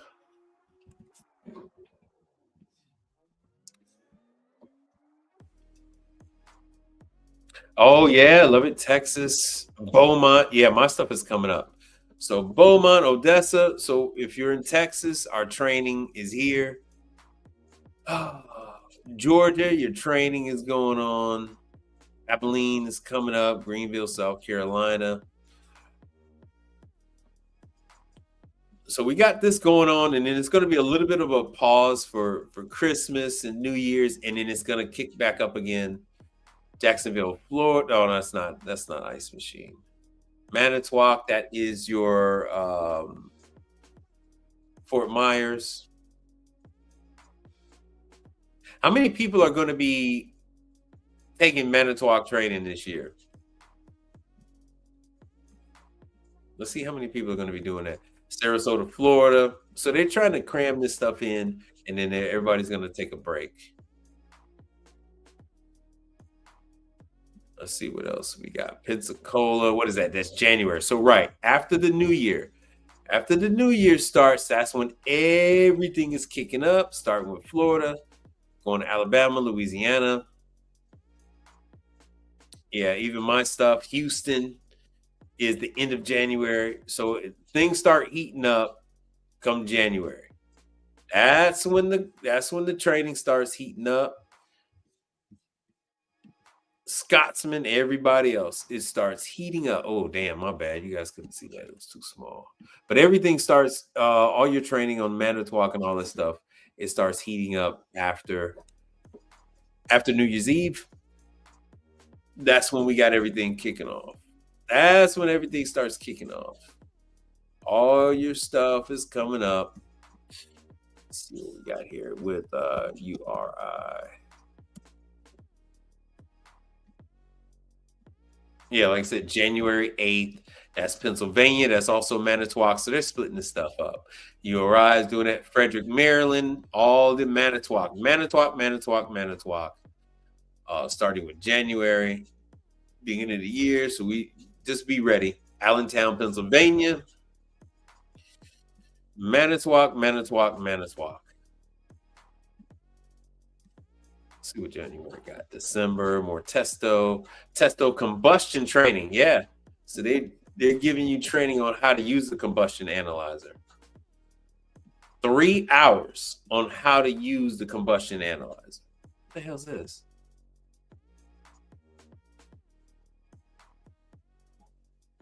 CO safety. Oh, I thought that was combustion analyzer. That's CO safety. I have no idea what the hell they're talking about with that one.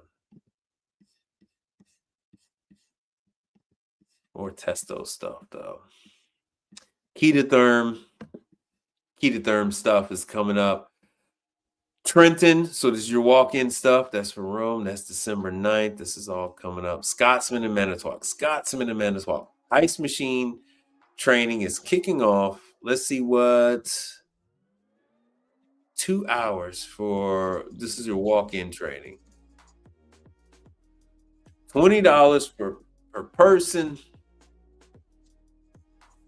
on the Trenton walk-in stuff.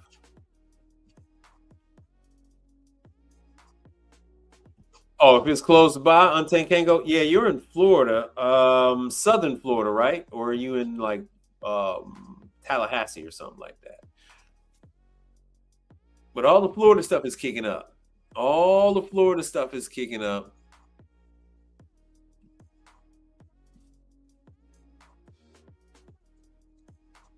Pennsylvania, Maryland, New Jersey. Yeah, that goes all the way into April. Chickasaw, New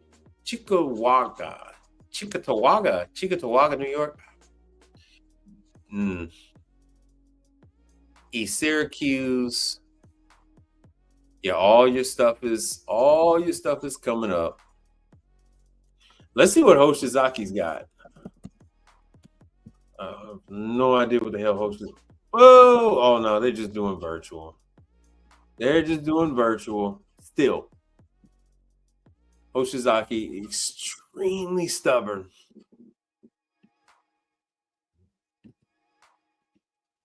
Nothing. All virtual. So it looks like they're gonna spring this on us. My guess is that they're gonna spring this on us in January. Come January, they're gonna start populating. They're gonna start populating the calendar. Now, Isomatic, I can't be too sure. I have no idea what direction Isomatic is going in the near future. Isomatic is extremely stubborn. Okay, Fort Myers is not a far drive. Like I said, you can go on wherever you went to Manitowoc training last year. You should actually give them a call. Whoever the contact was that you had last year, that is going. I'm doing all this stuff and you guys couldn't see me. Whoever your contact was last year, that's chances are that's who your contact is this year. The classes, the flyers should be at your local supply house. So when you go, that's when they're gonna have it. So Hoshizaki doesn't have their stuff out. Isomatic doesn't have their stuff out. States 28.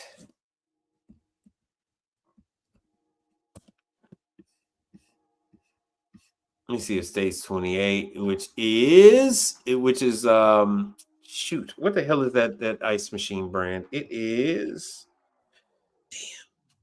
Hold on. State 28 distributor.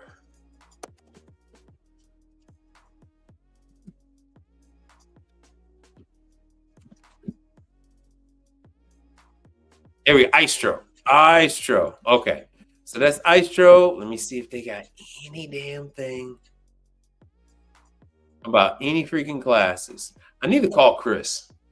And see what he's got going on as far as classes for the year.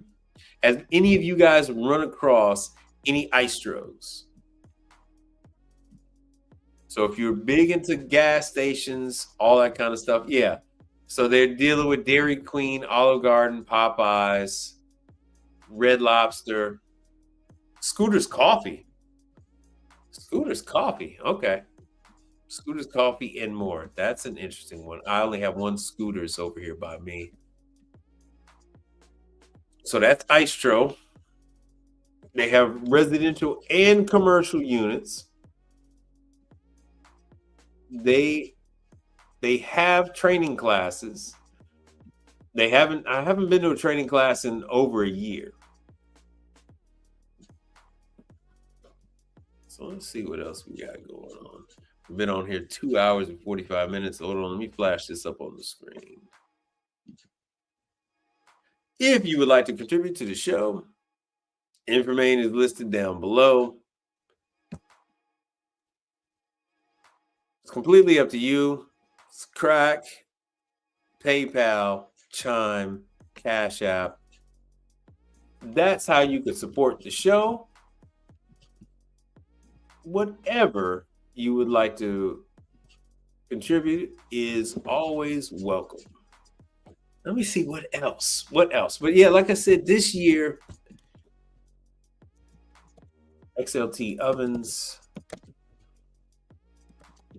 This year, I'm telling everybody to get some hot side under your belt, because who knows how long they're going to do this.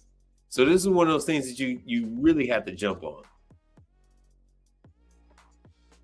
So my advice is get some XLT under your belt. Get a combi oven under your belt with either Alto-Shaam or Unox. So that's my advice to you guys for 2026. If you want to get into hot side, get some of that under your get some of that education, get some of that training, and it's gonna take you a lot further than you guys might believe. Having hot side and refrigeration.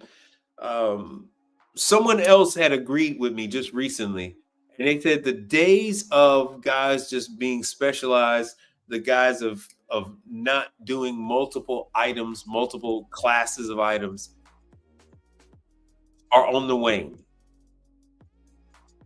So it is more acceptable nowadays to do multiple different disciplines: ovens, refrigeration, dishwashers, ice machines, mixers. It is now fairly commonplace, and it's something that I suggest that you guys add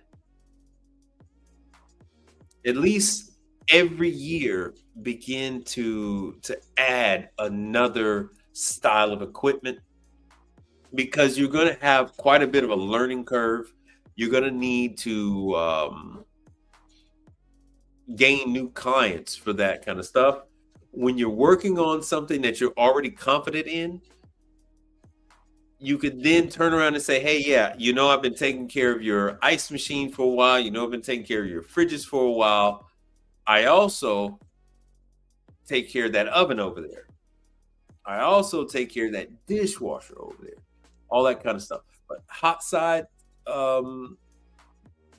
equipment, very rarely do they offer training. As you can see, the training, especially with Alto-Shaam, is already filling up. So my advice is, if you're gonna do AltoSham, do AltoSham now. Do not wait. Hold on, let me see here. We're at the end of the year. They should be releasing new schedules for Micromatic. Oh, damn, there was a learning center down there. So new training video will be coming up soon. Technical support. I think it's down at the bottom. Hold on 1 second.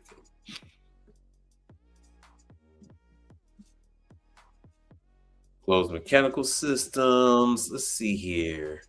Beer calculator, refrigeration and keggers, learning center.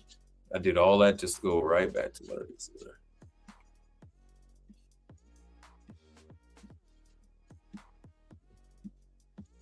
Oh, come on, man. Where the hell is it? Install. I don't want installer. Draft system training. There we go. Damn, that's crazy. Now, these training classes are fixed. I go over this every single training video that I make. I always include Micromatic. If you are on the refrigeration side, this is something that I suggest that you add to your repertoire, Micromatic. So Micromatic does the beer caves, they do walk-ins, and they actually do standalone refrigeration systems. They have this bottom up magnetic cup system. So the spout fills the glass from the bottom up. It's a magnet that moves, and it moves the bottom of the glass and allows them to fill it from the bottom. So yeah, these are set, so you can go in to one of the regions that's relatively close to you. Hold on, Zero Zone. Zero Zone is I am scared to look. Zero training. I have no idea when Zero Zone is not going to be full. 600 bucks. Yeah, no classes are no classes just for January 20th, 600 bucks, but the class is completely booked up. I gotta look at Heatcraft. I'm pretty sure, yeah, class cannot re-register for this time. I want to say Zero Zone does a class every month. So if you're in refrigeration, definitely do a Zero Zone class. Definitely do Heatcraft. Definitely do Micromatic. Those are some of the things that you're gonna wanna add. But 2026 is year of the hot side training. I'm gonna see what else I can find for you guys. I preach doing dishwashers. Very few of you guys take advantage of it. I don't think Champion has added anything.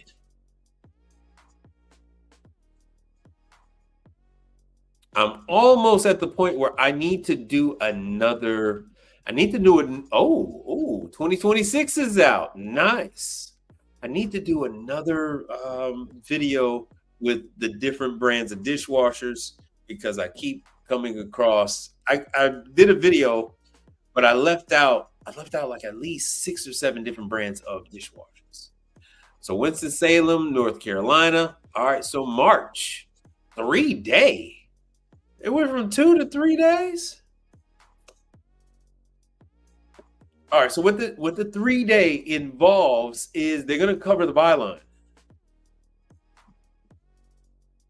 Now, Ken, what do you mean, a manufacturer or you mean an individual service company? You got to be a little more specific. And everybody is there. Keurig Dr. Pepper is hiring. Coke. Pepsi is hiring. everybody's, the industry is short 55,000 technicians, and I think that number is grossly underreported. Grossly underreported. There's no way that it's just 55,000 people short in nationwide. I showed you guys the jobs with Canteen. And Canteen is in they're in North Carolina. They are everywhere. Well, you need to be specific. So Ken G2G is saying either one. But when you're applying to jobs, you need to be specific, because that's how they're gonna hire you. That is how they're gonna hire you. So we'll go back. Hold on, let me show you Canteen. This is going to completely be up to you. Ecolab is hiring. Hobart is hiring. Tech24 is hiring. Every single body is hiring. They're offering sign-on bonuses. All of these companies are hiring, bro. They're all hiring. This is completely on you. Oh, yeah. Careers. So, yeah, you gotta be focused. You gotta focus, Danielson. Focus. Give me a zip code. Give me. Yeah, give me a zip code, brother. In North Carolina. Yeah, man, give me a zip code. Let me do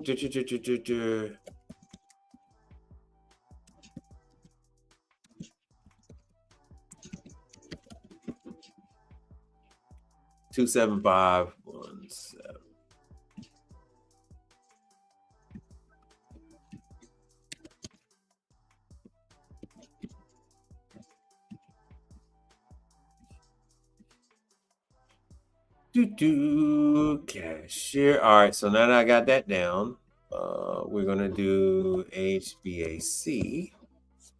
Like I said, I don't know what else they got this stuff under. So when I do just Chapel Hill, hold on a second.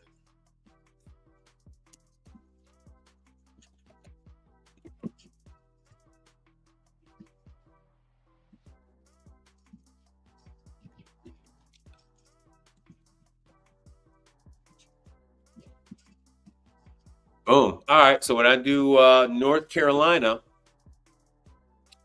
they are looking for HVAC technicians hourly. Let's see what the jobs look like.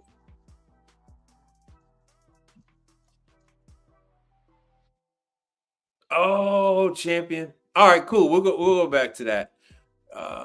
27603. Uh-oh.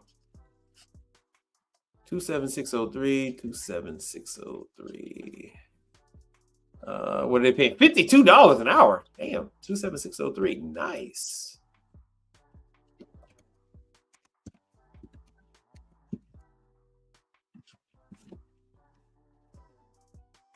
Oh, they don't have anything right there.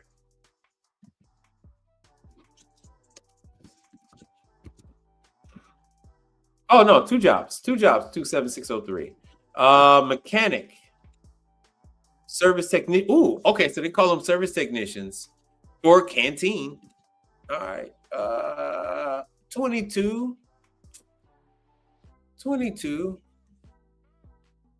I hope that helps.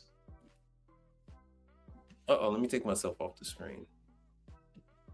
Yeah, I hope that helps. So $19 to $22 an hour for service technician.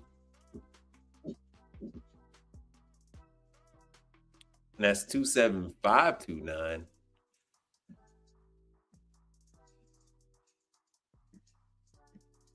My prior experience is preferred, but they are willing. Look at that in bold letters. Willing to train.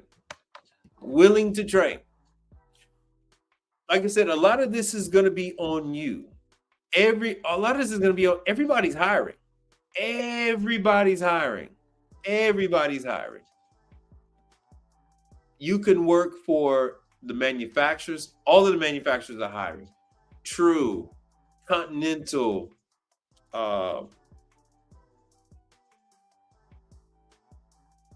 Delfield, Champion, all of the manufacturers. I can't think of a single manufacturer that is not hiring. So you have the people that actually make the equipment are hiring people, training people. You have all the service companies that are hiring people, training people. North Carolina is a hotbed for service because a lot of these companies are based out there. A lot of the manufacturers are based out there. They had a lot of training. They've done a lot of training for the last 50, 60 years. And it was basically like a hands-on training because they had the factories there. That's where they would just train the people locally. So North Carolina was a hotbed for technicians. A lot of guys out there know the stuff. That's why Chicago is a hotbed for technicians because, we had all this stuff there. Wisconsin had a lot of manufacturers. Downstate Illinois had a lot of manufacturers. You cross over the river and you have, you cross over to Mississippi and you have True. Like I said, you go up just a few hours north or an hour north, you got Perlick, you got Uline, you had all of the kind of stuff. You got Alto-Shaam just less than 2 hours away. We had all this stuff. Eaton, Ohio, you have the deep fryer company, Henny Penny. All that stuff was just right there for different ones. Hold on one second. HVACR jobs in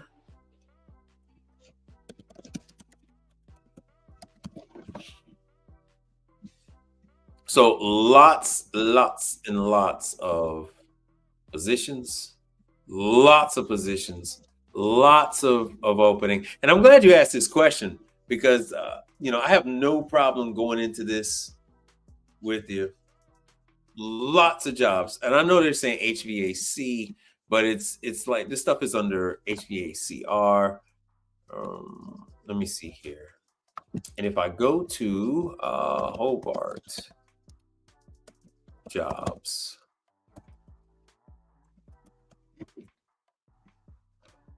all right, Hobart food service equipment, part of Illinois Tool Works. And it's a lot easier for me to show you with the big guys, with the largest ones, because I know they're the hungriest ones.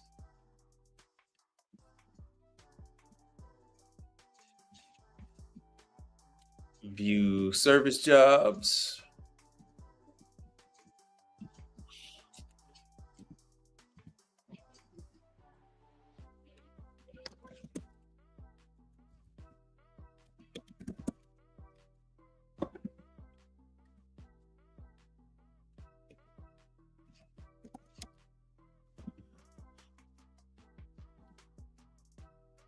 Let me see here.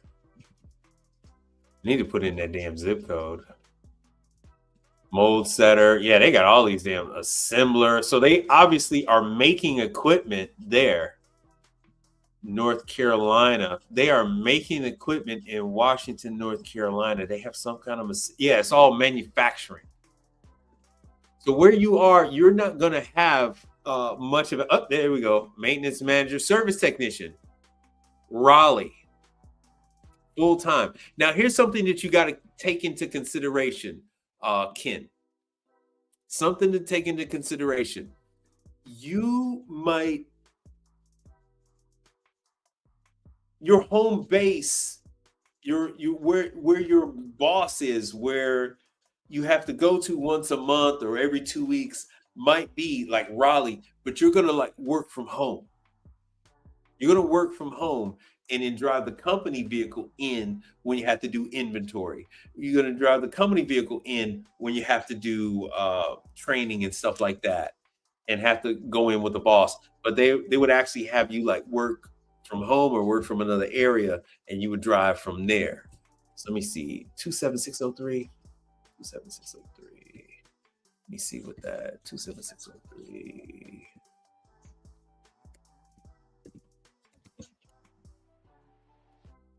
Oh, so that's Raleigh. Okay. Service technician. There you go. So nothing but service technicians for Hobart. I don't mean to dick ride Hobart, but this is actually one of the best choices that you can make. When you go with a manufacturer and you join their service arm, full-time job, you have the ability to, like they say, Hobart makes dishwashers. They make blenders, mixers, food processors, vacuum sealers, meat slicers, weight scales. They make tilted skillets. They skillets. They make burners and grills and griddles, convection ovens, combi ovens, freezers, fridges, ovens, walk-in ovens, rotating ovens. So when I direct you to somebody like Hobart, sky is the limit.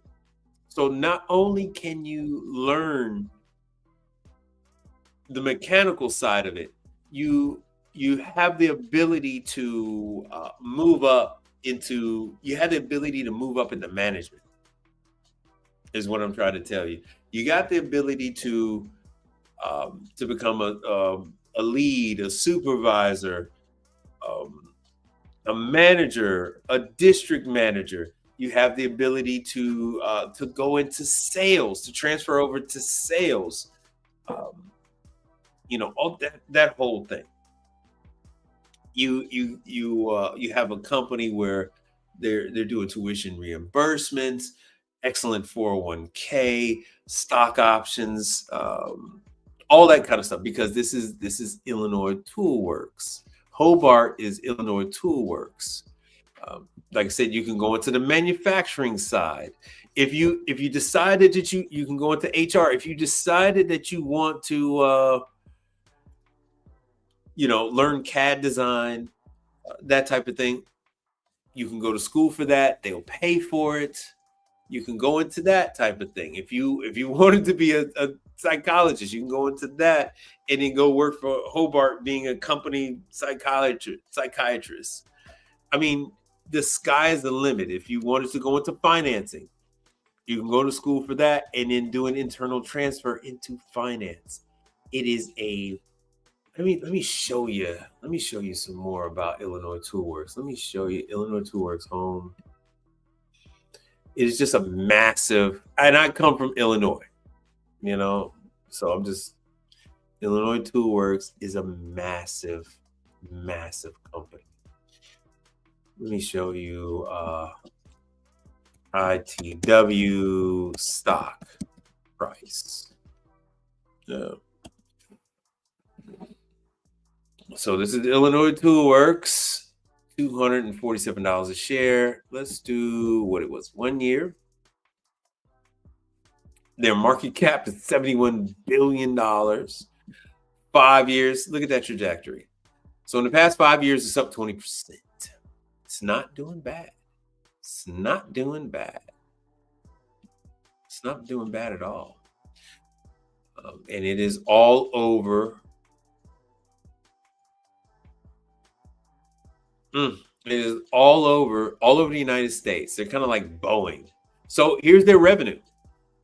So if you go work for Illinois Toolworks, you're going to work for a company that their revenue is $4 billion a year. And there are jobs in your area. $4 billion company. $4 billion. So, that whole thing. And is Illinois Toolworks a good stock to buy? It's an underperforming stock, so they say it's got room to grow. It's got room to go.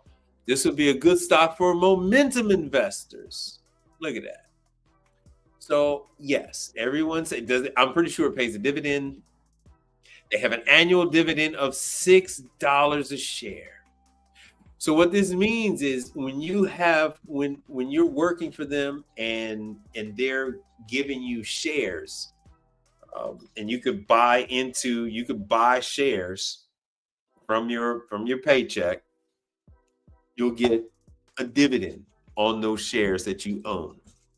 So your money is just compounding, especially since they give you a discount. They usually give you a discount on buying shares. All right, so now we're going back to my apps. That's it. All right, interesting. Will the champion dishwasher class go soup to nuts?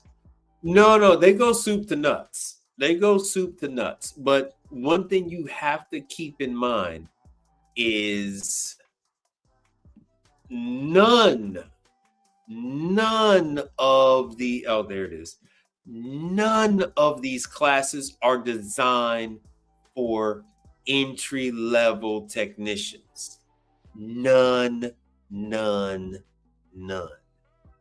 of these. They want you to have some level of understanding, some basic understanding on this. Hold on, what is Jacob talking about?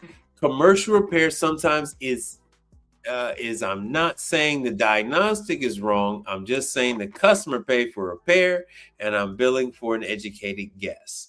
Yeah, that's true. Now what he's saying is becoming less and less of a thing with all the features on the equipment that are providing for self-diagnostic. These manufacturers decide to put self-diagnostic and Champion is one of them. Champion has self-diagnosing options on it. You guys saw me do a live where I went out for that Amana. It has a lot of self-diagnosing components to it. It gives you real-time data, very much so like Manitowoc. Manitowoc gives you real-time readings on the vast majority of the components. You can start them, you can stop, you can initiate a harvest, you can start the fan motors, you can start the fill valves, all that kind of stuff. Open and close the dump valve. With these advancements, people still don't know how to, untrained people don't even know how to get in there and turn the stuff on. So they didn't even bother putting a service code on that stuff. It's just that, if you're not trained, you don't know. Oh, so back to my apps. So yes, just like Myco goes soup to nuts. Champion goes soup to nuts. But if you're not intimately familiar with it, you are going to fall asleep. It's not that the instructor is going to be boring.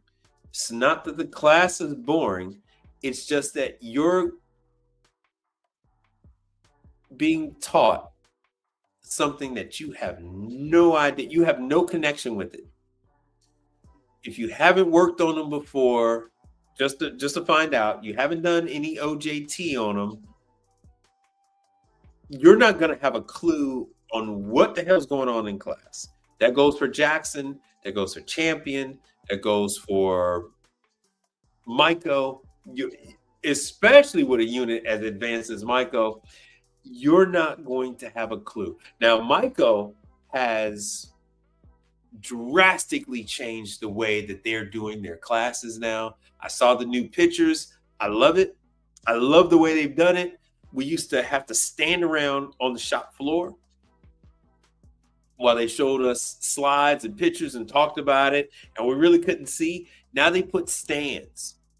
So they have stands on the factory floor, And so men and women are sitting on the stands in front of an actual flight dishwasher, in front of the actual regular not a conveyor but a rack machine, and the instructor is going over the components, taking them out, showing them to you right then and there.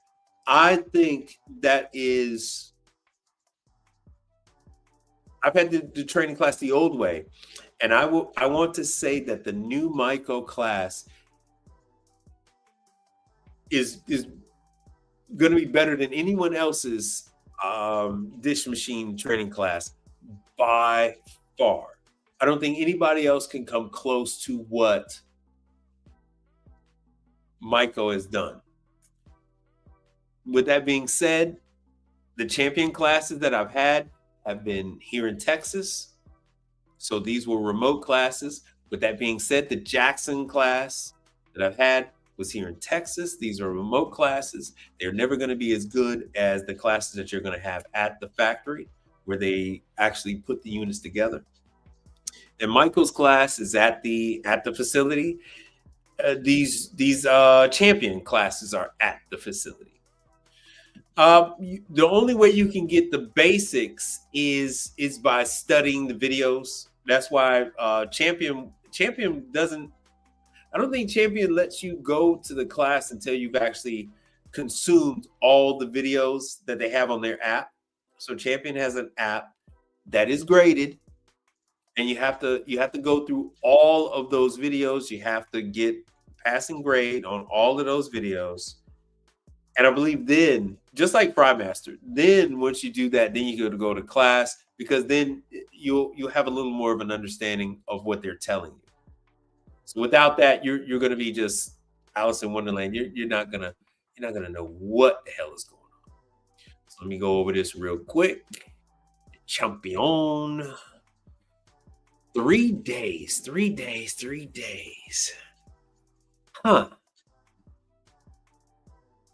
So if you can, go to the one in North Carolina. Here we are again, North Carolina. See that, Ken, right? North Carolina. Okay, so that's doesn't appear to be that far away. North Carolina. And Champion is hiring. Champion is always hiring.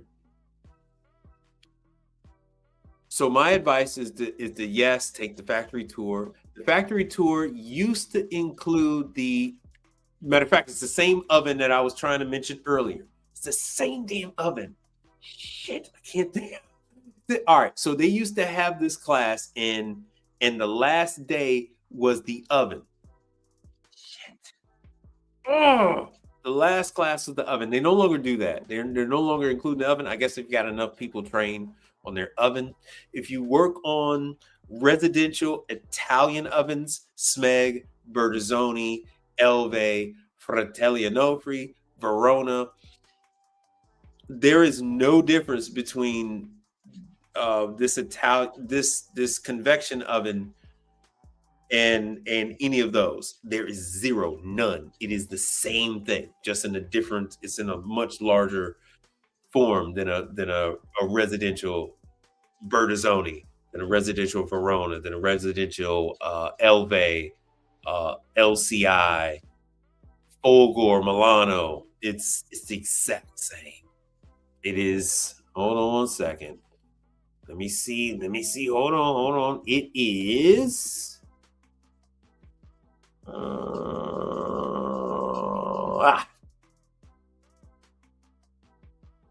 We are same, but different, but still same.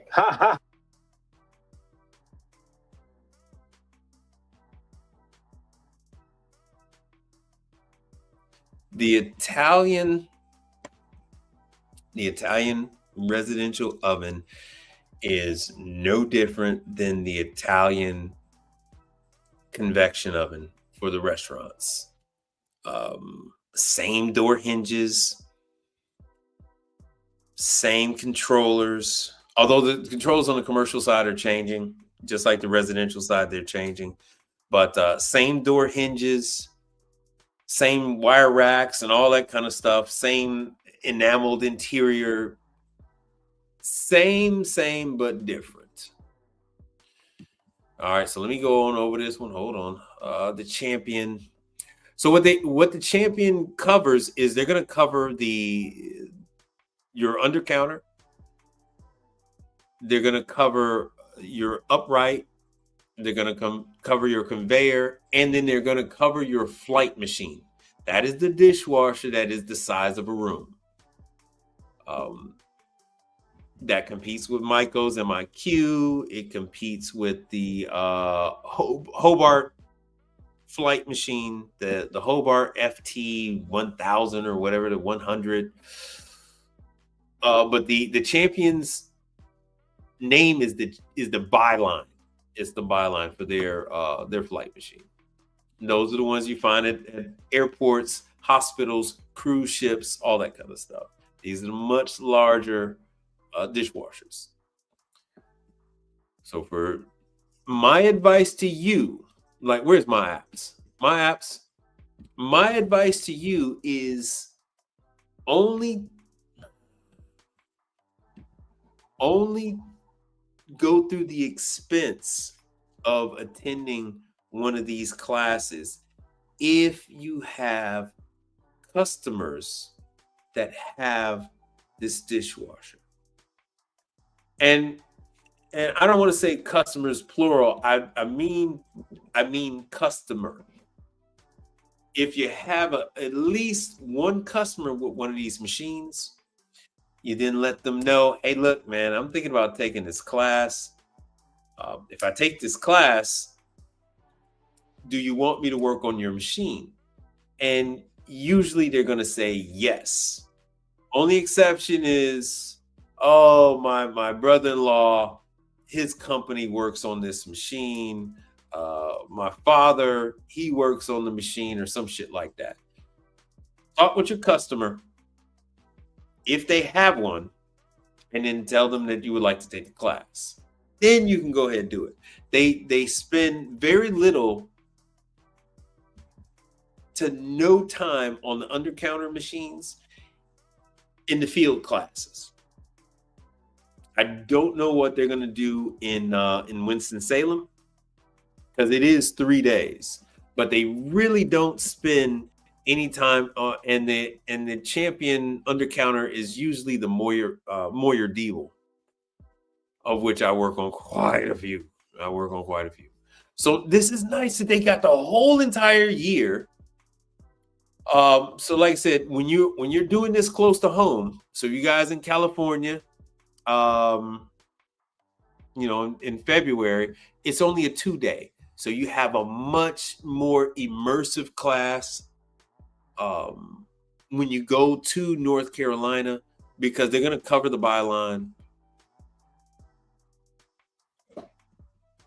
I've had this training years ago. Oh, look, they're going to be up in Dallas for the Coppell, Texas, at the Well-Built Education Facility. I might just take that. I might just take that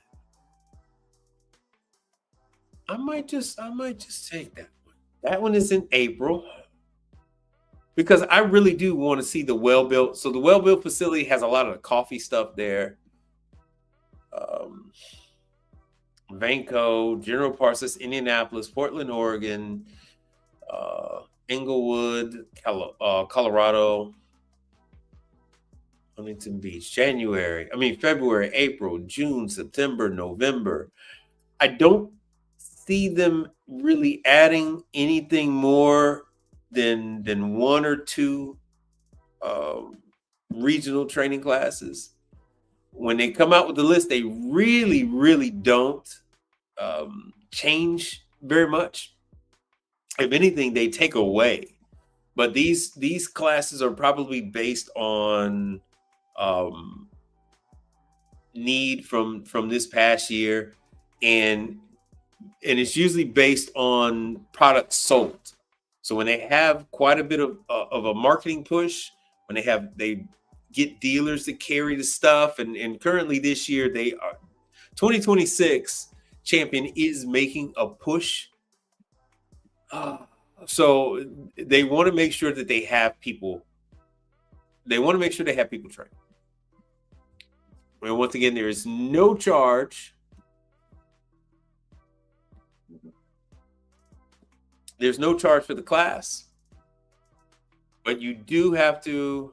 Oh, they are paying for the meals and the lodging. Oh, nice. Nice. That is nice. I believe they're doing that because, well, this is if you go, really, the 2-day session too? Oh, wow. Maiko gives you class for free. So Maiko's class is Maiko Dishwashers. The class is free.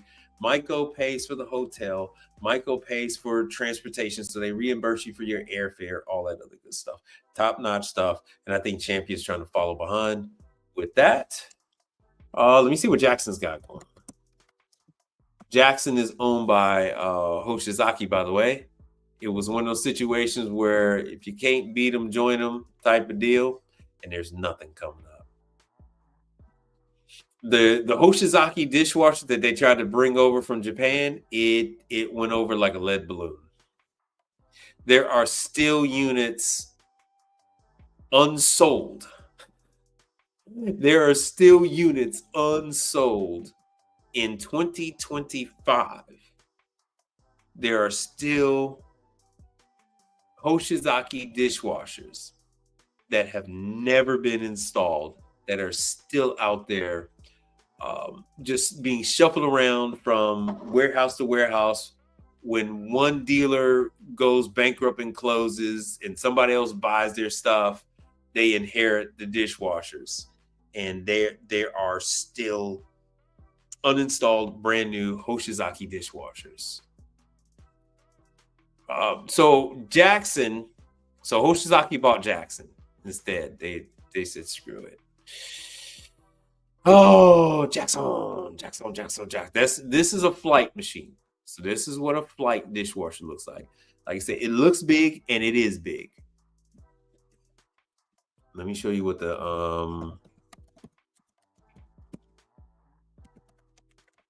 and they actually still make the Hoshizaki dishwasher.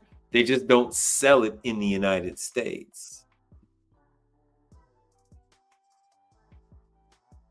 Eurodib.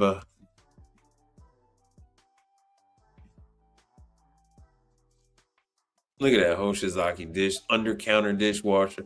So I got to go use the Japanese website. But yeah, there is.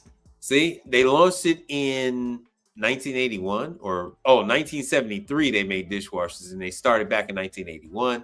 And then they tried to bring them over in like 2018 or something like that. They brought over the JWE. And they brought over another one. It was a slightly larger. It was a rack machine. They brought over a rack dishwasher. Where is it? They're not showing it. So yeah, you see for yourself. Yes, Hoshizaki has dishwasher. Hoshizaki has quite a bit of other things, but they just don't have them here in the U.S. They just don't have them here. But from time to time, you might just run into a Hoshizaki dishwasher. Just so you know, don't freak out when you see one. It's a thing. Now, I guess that's into my teaching session. I hope you guys learned something from this 3 hours and 28-minute broadcast on commercial services, how to get jobs, where the jobs are, who's hiring, what kind of benefits you get out of these damn jobs, what you might encounter when you go out on a service call in Barra, Canteen, True, Manitowoc.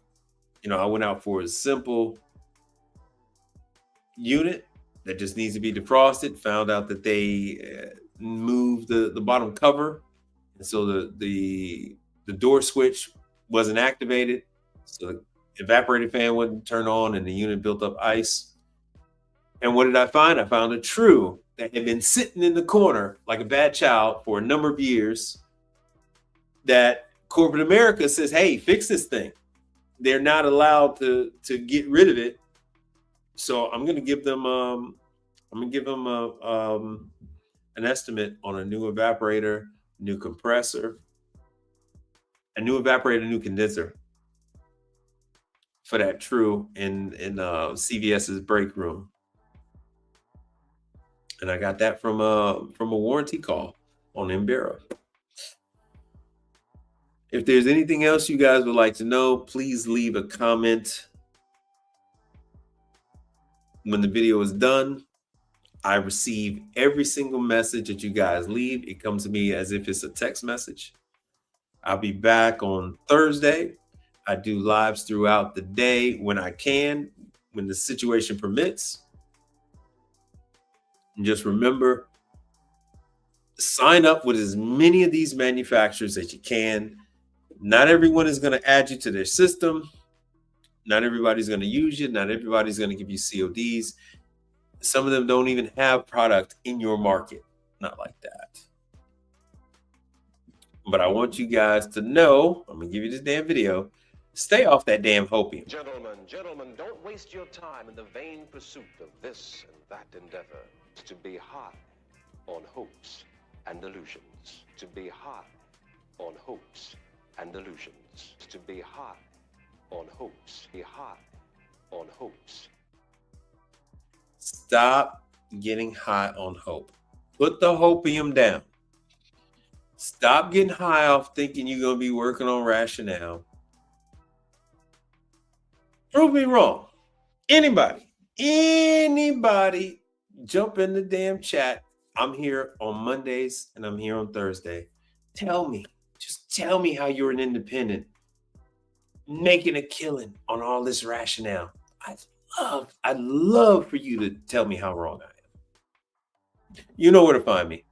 But until then, stop getting high on this hope. Deal with stuff that's grounded in facts. Talk to you got to talk to your customer. Hold on. Damn. Let me see if I got it. Hold on. I'm gonna play this one little video from somebody who most of you guys know and love.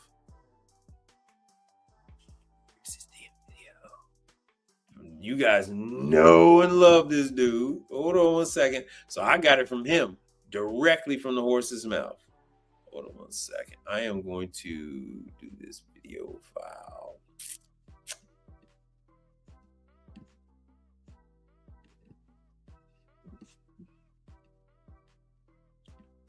Hold on one second. Where the hell is this thing at? Whenever I want this thing, hold on. I got to play this for you.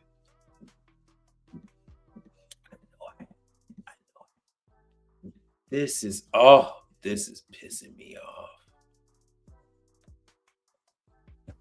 This is pissing me off because I got this video is perfect. And I chopped and screwed this damn video. I chopped and screwed the damn video too. This is killing me. Hold on one second. Let me see if I can get this damn video. I chopped and screwed this damn thing.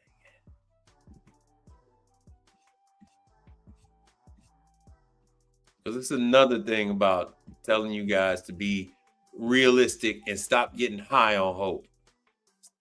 Leave the hopium alone. Put the damn hopium down and ground and get more grounded. Stop going off of what you hope and dream and go off what is an actual reality.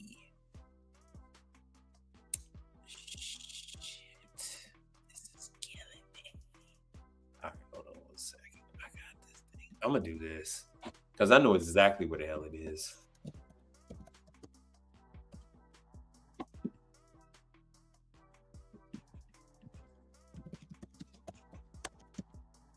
Coming right from the horse's mouth. Right. This is from Mike's last video I don't think that many people watched the damn video. That was 2 days ago.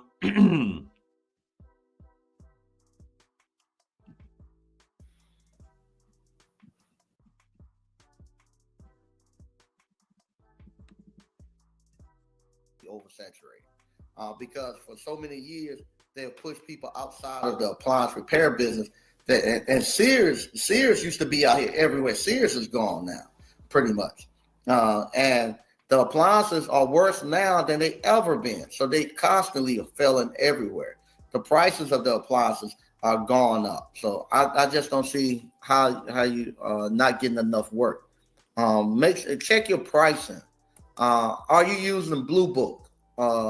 Let me know if you're using Blue Book pricing, A to Z appliance.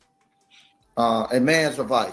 That's a problem. That means you're going against those $99 guys.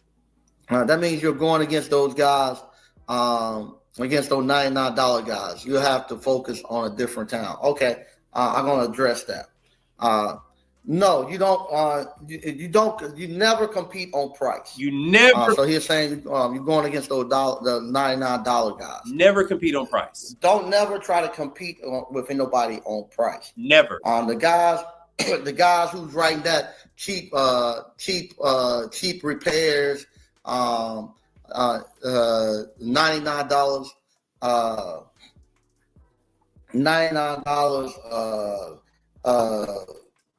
$99 repair costs and all that. What they're doing, they're actually attracting low-paying customers. Yes. So with them attracting low-paying customers, those people are not going to be your customers. You want to change the wording. So whenever you're writing your sales ad, don't even put the price on there. You want to put stuff in there that's going to talk to the key points of the customer you want. So you want to talk about factory. Let me show y'all something. Hold on a second. Right, like he said, factory authorized, trained, dependable service. Yeah. So many years of working of appliance repair business, of appliance experience. If you haven't. This is another thing too. I used to with PSA. I'm gonna put the patches back on my uniform. Mm-hmm. If you, I used to do this a lot. Go to PSA. They used to have a test. You all who've been in here a year or two doing appliance repair, get the patches to go on your uniforms. You take the test and you become a certified appliance professional master technician. Write that on there. Have that patch on your sleeve when you come. And you know what? There's nothing that says that you can't make up your own patches, your own organization. You say train service tech, Continental trained, Champion trained, Delfield trained, Delfield R290 certified. You know, if you've gone and done the little training, done the online, Frymaster, millivolt trained. It looks good. It sounds good. You can do whatever you want. If you've taken the class, if you've passed the class, whether they have it online, whether you do it in person, you can make up your own fucking patch. You can make up. No one knows who Safessa is. No one knows who any of these damn Nate and all that other stuff. Nobody knows who these damn organizations are. Shit, they barely know how to do their own damn job, much less in this other stuff. And with that, I'm glad I was able to show you. I spent a lot of time copying and editing the damn video for me just to show you his freaking YouTube. That's crazy. Anyway, I'm going to leave you with this one little thing. I wish you guys much success out there in the future. Training is the way. Even if you get a job, you still have to go through training. So that's one of the things you need to do. training equals success. Success equals money. With that, see you later.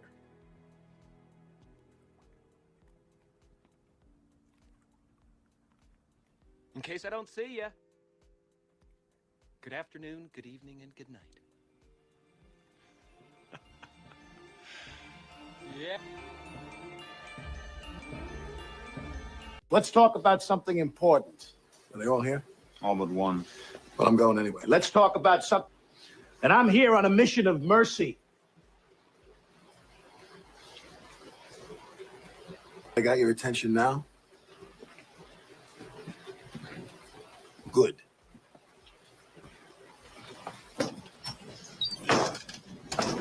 A, B, C. A always B, B, C closing. Always be closing. Always be closing. Oh, I want to thank for all the people that contribute to the channel. I want to thank you all. I want to thank, let me see here, Donnie Madden. I want to thank Michael Adams, Najee Johnson, CEO Jakes,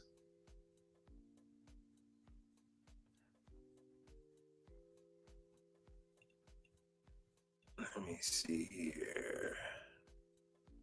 Oh yeah, those are the major contributors to the channel. I want to thank you all so very much for all you do and all you put into the channel. And as always, thank this brother.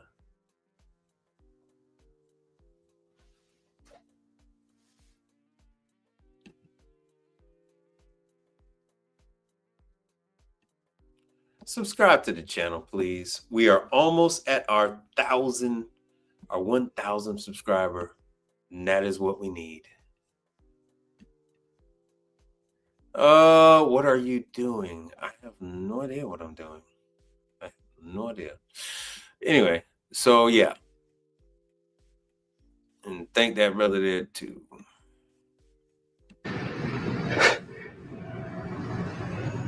I haven't got time for this Mickey Mouse bullshit.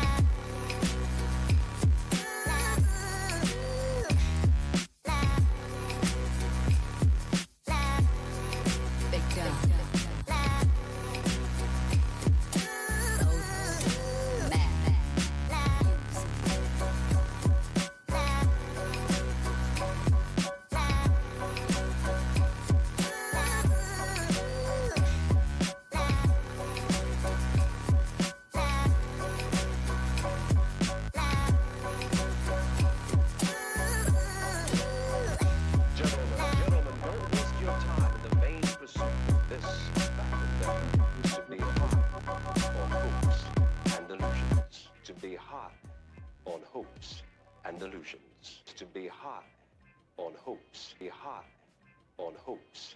Gentlemen. Be relentless. That's it, I'm done. Be relentless. That's it, I'm done. Be relentless.